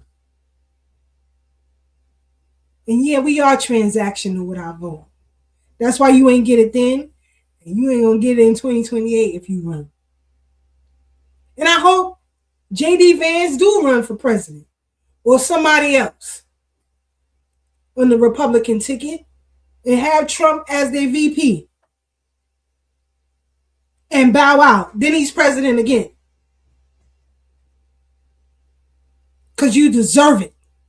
All of you deserve it. So, Brother Black, your final thoughts and commentary. Let's get the folks up out of here. Oh, before you do, even with Brother Black, so this brother got something to say.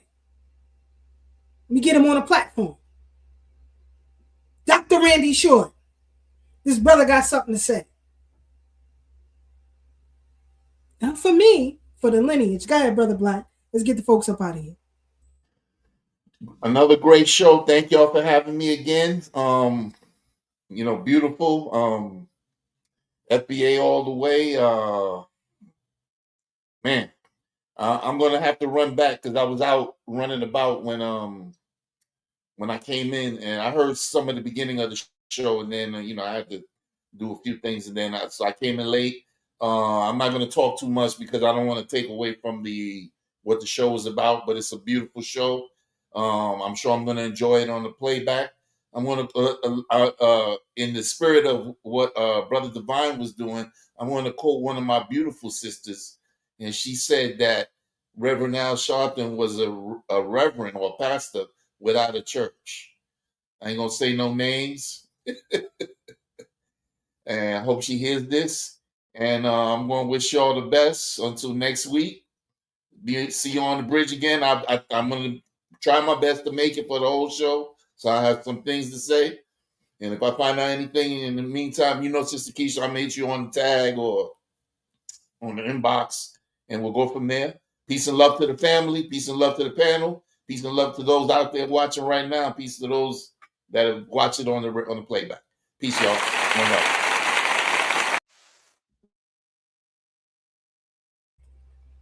Brother Divine. Then we'll go to Sister Brooke and Brother Tad. Let's get the folks up out of here. Yeah, let's get them out of here. Great time on the bridge as usual. First thing I want to say is because that last video you played, because we got the Democrat shills, they coming out here, they pressing us now. We already been dealing with the Pan-Africans, but here come the Democrat shills, right? Because here come election season. So I just wanted to point something out to the family because it's something that's said to them and what they're saying now more because she's looking like she's going to run again in 2028.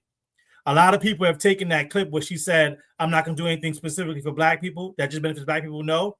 And they're saying that, it's not an edited clip, but it's taken out of context because you don't allow her to finish her entire statement. Here's what I want everybody to do. I want you to find that interview, find that clip, and watch the whole thing. See, here's where they messed up. If you take it at face value, it's bad, right? There's no good or bad, right? It's bad. If you listen to her entire answer, it gets worse. Because the question that's asked is about reparations. And she says that. And what she says after that is promoting her policy at the time. To a question about reparations, she brings up her LIFT Act of 2020. And her LIFT Act was a universal program that was to help everybody. So if I was y'all, I would stop encouraging people to go view the whole thing because it goes from bad to worse. There is no good for her. Bad is I ain't going to do nothing for y'all, which is bad. Worse is I ain't going to do nothing for y'all, but I'm going to introduce a universal program and fake like this is for y'all. But when she did do that in 2024? See, because the politics as usual that Roland and everybody else and Sharpton is encouraging us to do, has gotten us the same result we've gotten forever. And we all know the definition of insanity. Doing the same thing over and over again, expecting a different result. It was because the foundational Black American grassroots said, you can't have our vote for free.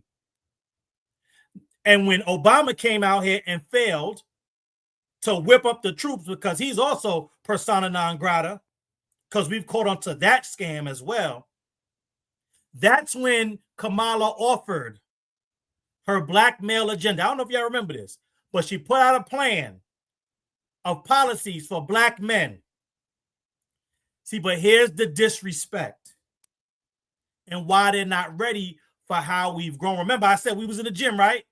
Some of us could shoot with our eyes closed. We got better while they stayed the same. She introduced a package of policies that she said was for Black men.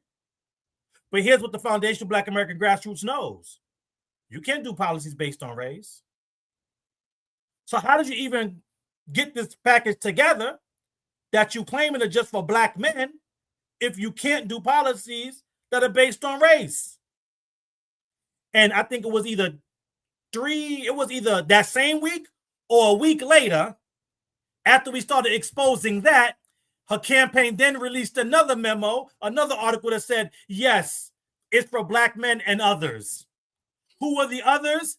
Everybody. So again, it was another universal program that she lied and said was just for us, but it was open to everybody. Now, most people that don't understand what we're talking about, or maybe somebody will watch this and play back for the first time, is like, well, if she tried to do policy just for Black men, but you already know that you can't do policy just for Black people, then what is y'all ask? How can y'all ask her to do something impossible? I'm going to quote that white man from Coming to America.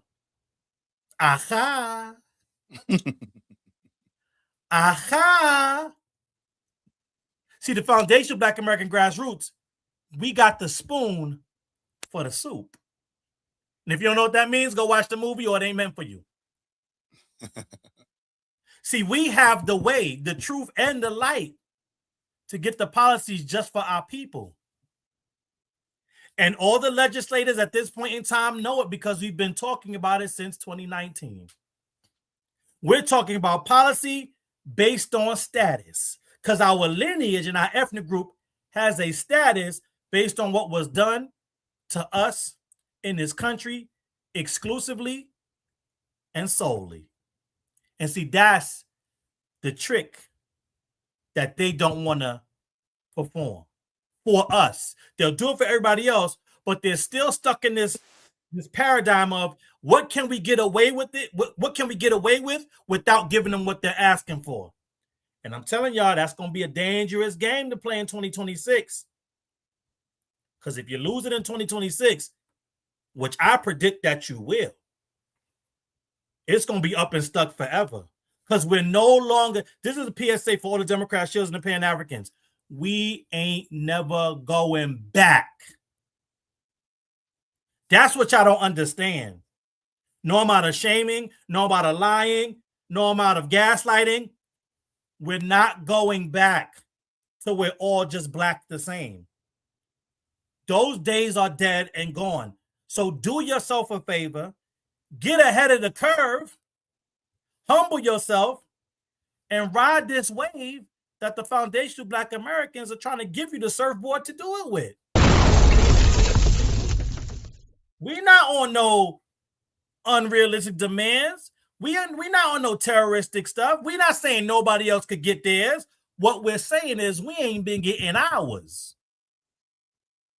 So give us what's owed, still do whatever you want to do for those people, and then we can come together and quote unquote save democracy.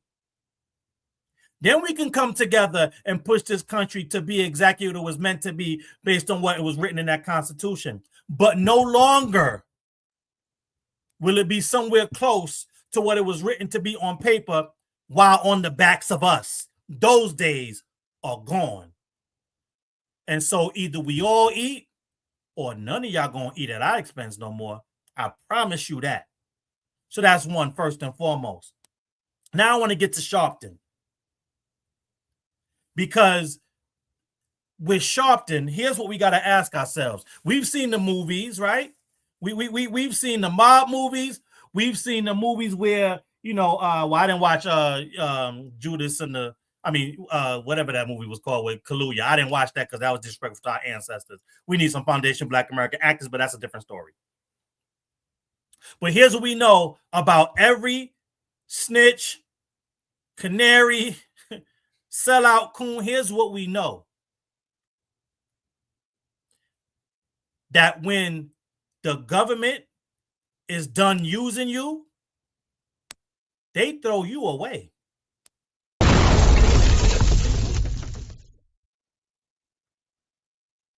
So now the question I got to ask y'all is, if in his own mind, he was never a snitch, but in real life, he was one of the biggest snitches, and he has supposedly done with it all, why didn't the government throw him away yet? Why is he still relevant in political spaces? Why is he still on cable network television? Why does he still have an open and operating organization? Flimsy as it is, it's still there. It still has his nonprofit status. How can this man that has all this dirty laundry that everyone knows still be walking around in new suits?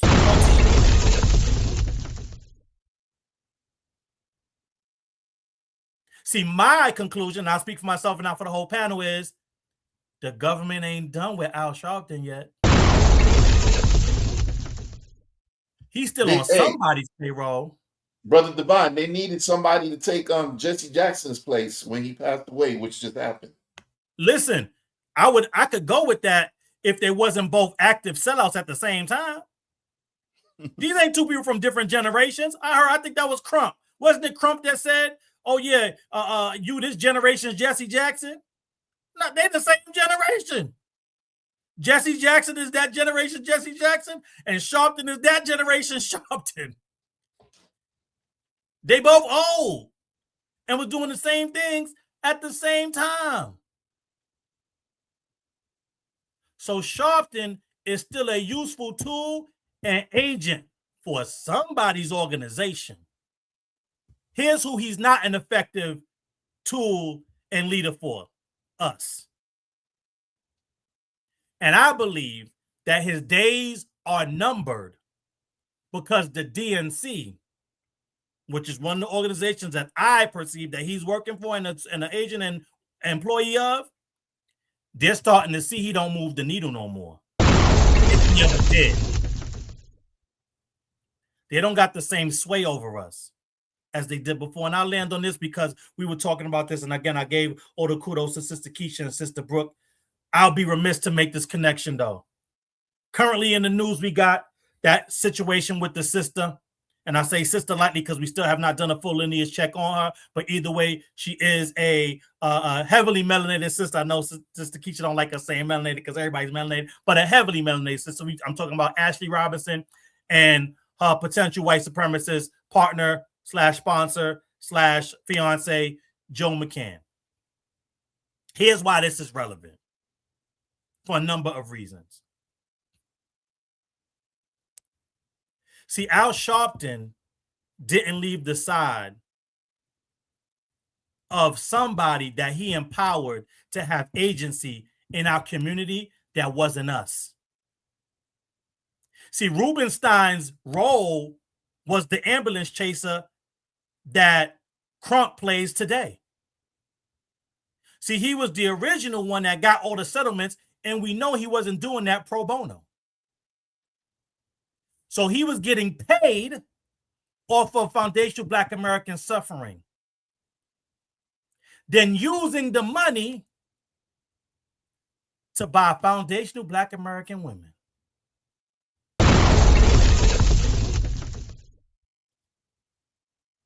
And there is much talk about what's going on with that sister and what happened to her in Africa, which is a whole different conversation. Why he went over there if he did unalive her.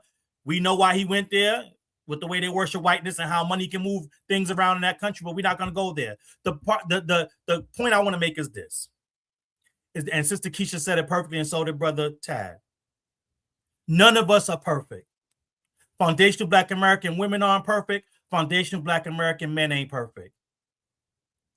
But it is my assessment that we are perfect for each other. Mm-hmm. And this foundational Black American grassroots movement is proving it more and more day by day. And though there are issues between us, and yes, there are some things we have to clean up, whether it's IPV or unaliving each other in heat of the moments and things of that nature, we understand those things are there. But what I'm pointing out is this, is that it's very different when it's a white partner doing it versus when it's us. Not that it makes it better. I said it's different.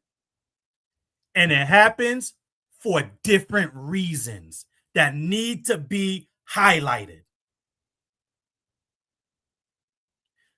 And I bring it to this with Rubenstein because guess what? He wasn't charged. He was never convicted.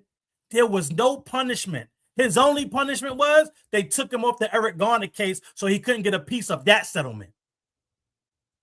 That was his only punishment. But even after all that, he didn't say, oh, thank God I got out of there. Whatever happened between us happened, but thank God I got it unscathed. No, he said, you know what? I'm going to sue her now. Just the same way McCann took her over there. Whatever happened, happened. But here's what I know.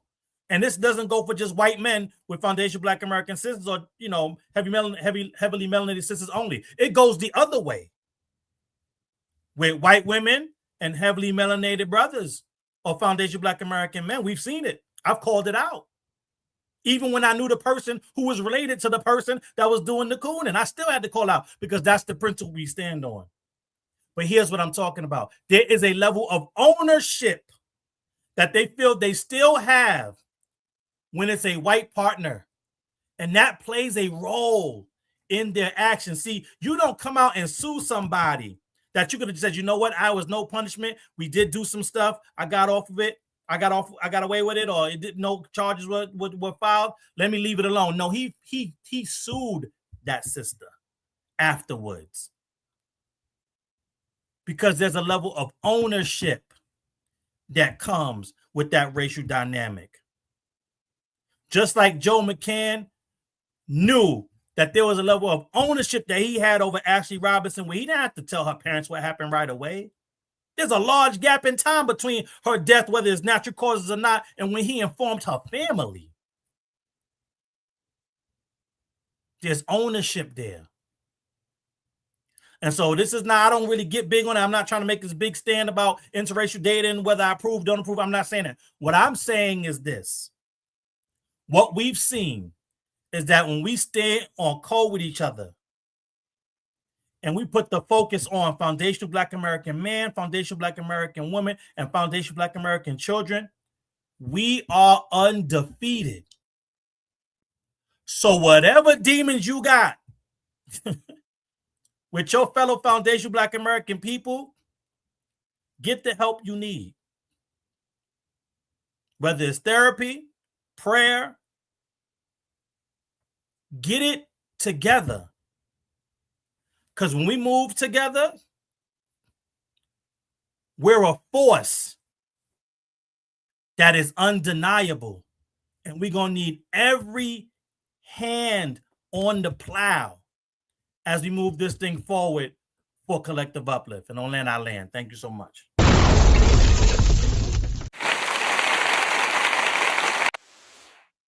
Man, I love when the family is all together, boy. I love it. Sister Brooke, your final thoughts and commentary. Let's get them up out of here. My goodness. Okay, so I'm going to start with where President Devon landed, right? And I'm going to speak as a Black woman, when it comes to dating outside the race. I never could be comfortable with doing that. I told you guys that I had a fascination with finding out what my parents wouldn't tell me. And what I learned from that is, how can I say this? Look at me. If this was a different age and time, would they ask me? Or would they take me? Would they have done to me such heinous things that would make me want to hide under a house for 5 years?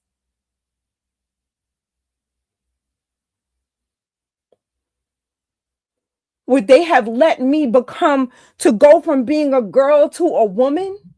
Or would they have taken me at my girlhood stages? See, that's something I always knew. It like right now, I'm getting goosebumps. That's something I always knew in my bones. That when a white man looks at me, he sees what he could have taken in a different era. And I could never be comfortable with that. As President Devon said, us as Black women and Black men, we have our issues. But at the end of the day, if a Black man ever did me dirty, I could call the police. If I can't call my family, I can call the police, and he is going to serve justice. Rubenstein did not serve 1 iota of justice. And where is the woman? Hiding, scared, constantly got to wear what happened to her. Keisha told me that that room was bloodied. There was evidence of what happened to her all over that room. That kind of torture doesn't go away. I don't care how many years it's been, and it's something I could only imagine you would never forget. I have been, and let me tell you something about those Steens and Steins and every male in my life that be in my life knows, don't you ever leave me in a room alone with one of them. And I'm not talking about something that I think. I'm talking about something I experienced. I've been essayed on the train by one of them. It's a crowded train. I'm thinking somebody's bag is touching me, and I turn around and it's one with the curly, the hat, everything. His whole hand had my gams in his hand. And there's nowhere for me. I can't turn. I can't move. All I could do is just turn around real fast like this and scream at him. Because the train is so packed, I thought it was someone's bag on me. I've been in other situations where, and I'm already knowing. See, I already have the wherewithal that if he decides to do something to me against my will, there's no consequences for him.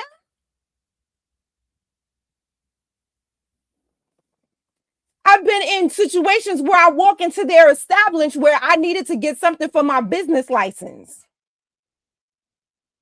And he's trying to get my home address. So when there are other groups of women who are praising or feel flattered by their attention, it shocks me. I'm disgusted.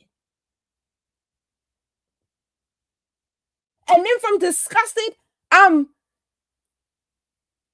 want to say the word fearful because it's not necessarily fearful.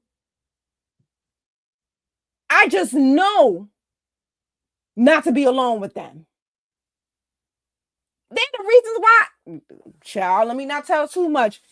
Look, I make sure I can defend myself in case one of my brothers is not around. Because I've already been in situations where I wasn't too sure about what the outcome was going to be. And it's just some regular everyday. This is not me, late at night. I'm in someone's hotel room. No, I was downtown Brooklyn, but on Court Street in one of their businesses. I was on the train during rush hour. It's 3 o'clock in the morning. And this happened to me. So I'm under no illusions of how these men and these other ethnic groups see me.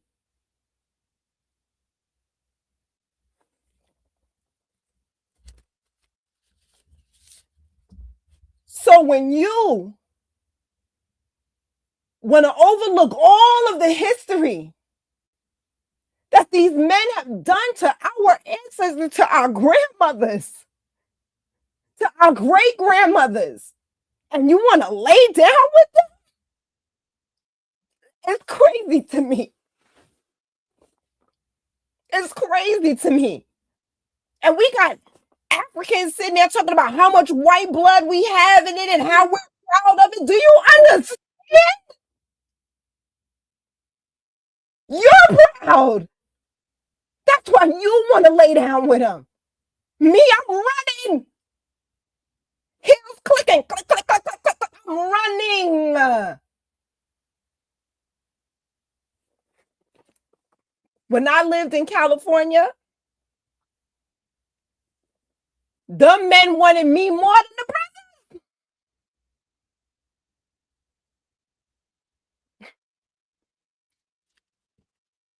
and I ran. Okay, let me get my composure.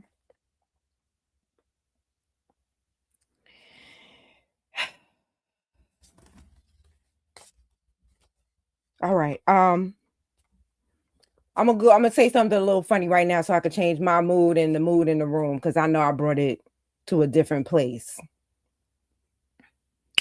President Devon, when you talking about JC, I just wanted to bring up, because Sister Keisha was talking earlier about how there's celebrities when they in the room with small hats, how they shrink. And I want to bring everybody to everybody's remembrance. Remember when Jay-Z was in the boardroom? I do. When he was telling us that we didn't need to kneel anymore. Did you see how small JC made himself in that room? Did you see how he capitulated? How he bowed?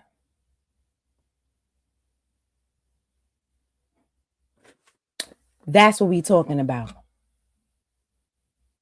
To everybody else, he got tools for you. You understand what I'm saying? For everybody else, he got smoke for you. For everybody else, he can do all these things. But when he was in that room, he looked like he was 5 years old. He looked like buckwheat in both hair and statue.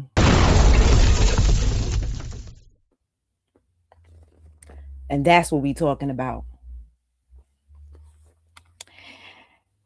And then I just wanted to get into the Democrats. See, this happened right after the nail shop. So I became extremely politically aware after the nail shop. Because like I said, before that, I was, a typical Democrat. You know what I mean? Unaware, blind, baby, blind to the facts. Okay. But right after the nail shop, the Democratic Party was broke. Do y'all remember? I know Keisha remembers. They were headed for bankruptcy under Donna Brazile. Do you know what saved them? George Floyd. Remember, even the white tea people were talking about how when you clicked on the link to donate money to Black Lives Matter for George Floyd, the money was going to the Democratic Party.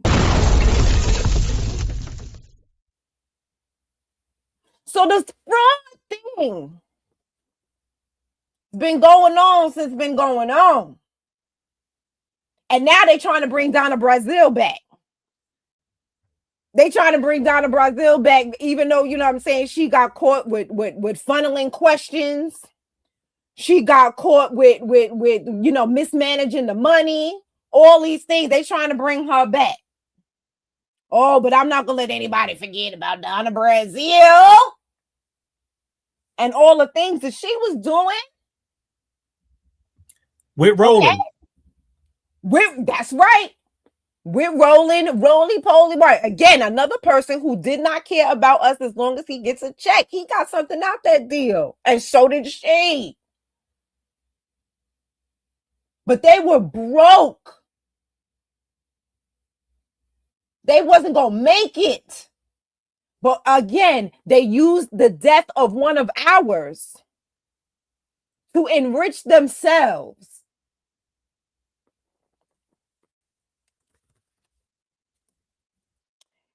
And when I just wanted to talk a little bit more, because I my brain was thinking some more about, Al Sharpton and his pledge. Where was that pledge with Karen Bass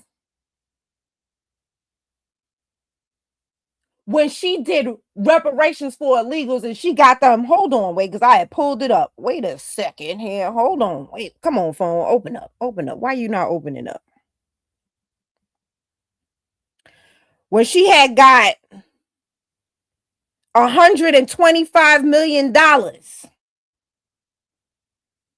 for legal funds for illegals,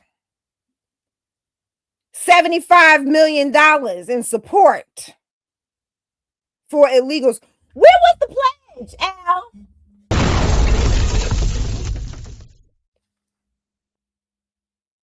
I just want to know, where was the pledge?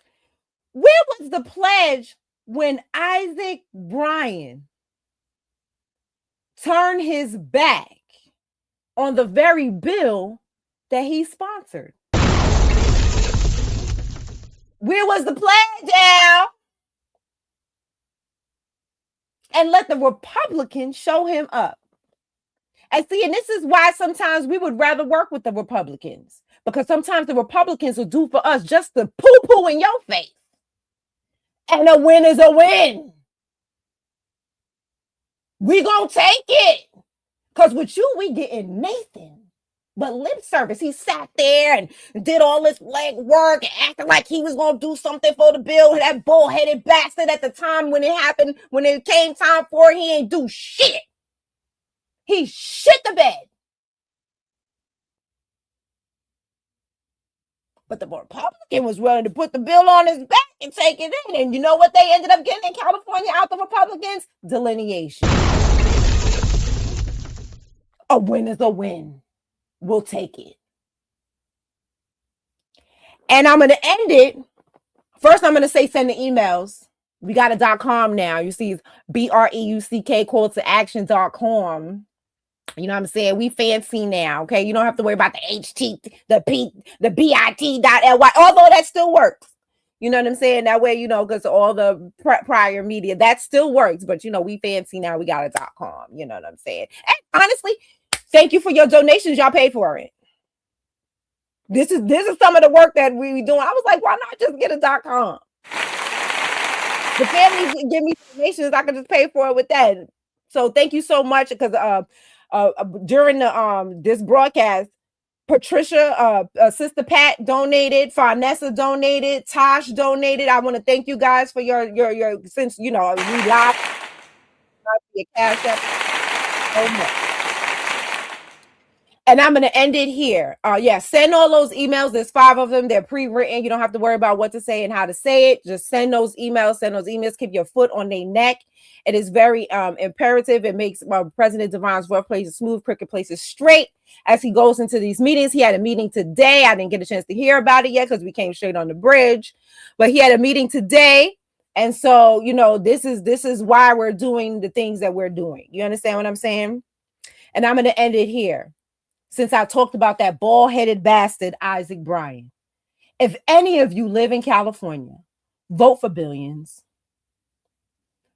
It is so important that we unseat that bald-headed bastard because these Democrats need to know that there are consequences and repercussions for doing some bold-faced bullshit like that.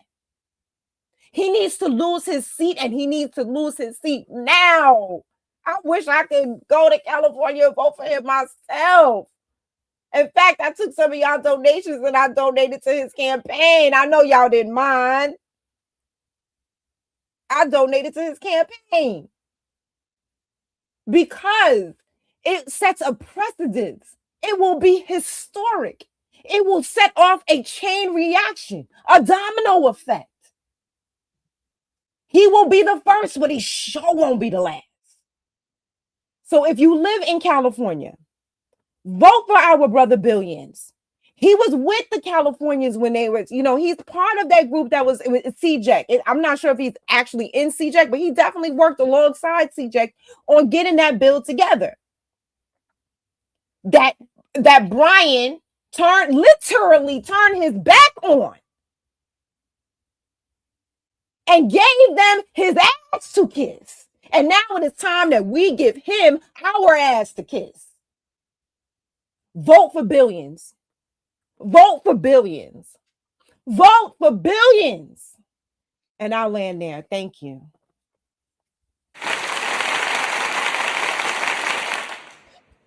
I want billions. I want some billions. Cut the check. I want some billions. I think that's why his name is Billions. No doubt. But I ain't going to be long. You know, I definitely want to shout out our brother Melrose for holding it down. You know, being all up in that space, making our voices be heard. You know? And I'd be remiss if I didn't shout out Sincere to Love God, you know, for holding space and making space in this space, you know. I shouted out other people earlier, and definitely shout out Doggy Diamonds, always holding it down. I know this is important work that we're doing, and I just hope people find value in what we have to offer. So hopefully you were inspired by something you heard here tonight. Your turn to go out and inspire others. So y'all stay up, stay blessed, stay true, and remember there's always better days ahead. Sister Keisha.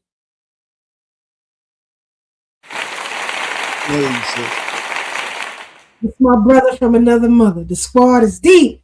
The squad is deep over here on the bridge. It's a fact. Boom the BX.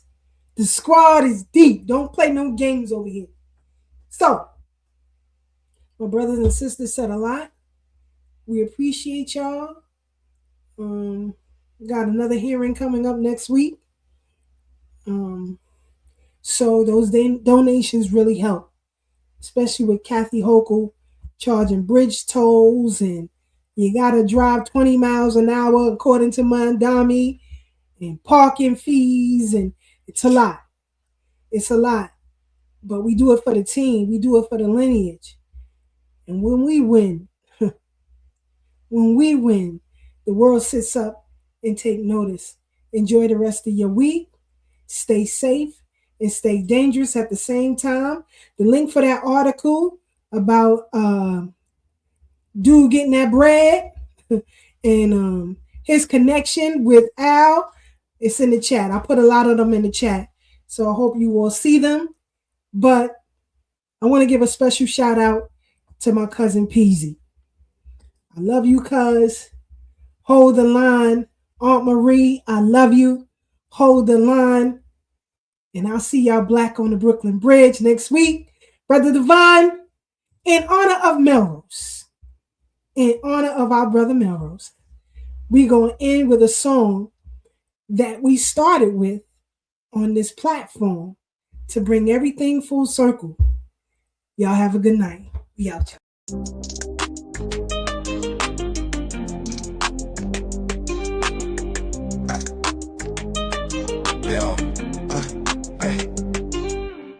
Standing strong on the bridge tonight. We got dreams and we got fight. Voices loud in the city's light.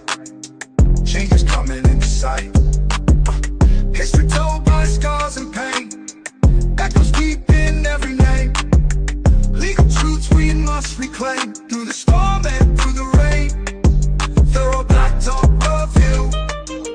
With brother Tad, sister K. Sister Marcia, brother Blacksmith. Cut the check or no vote, yeah. Justice calls from open skies. Tis the fall, ain't no disguise. Marching forward, no surprise. Strengthen hearts, you can't downsize. Every voice a sweet refrain. In this fight we share the strain. Through the joy and through the pain. Bound together like a chain. Thorough black talk of you. With brother Tad, sister K. Sister Marcia.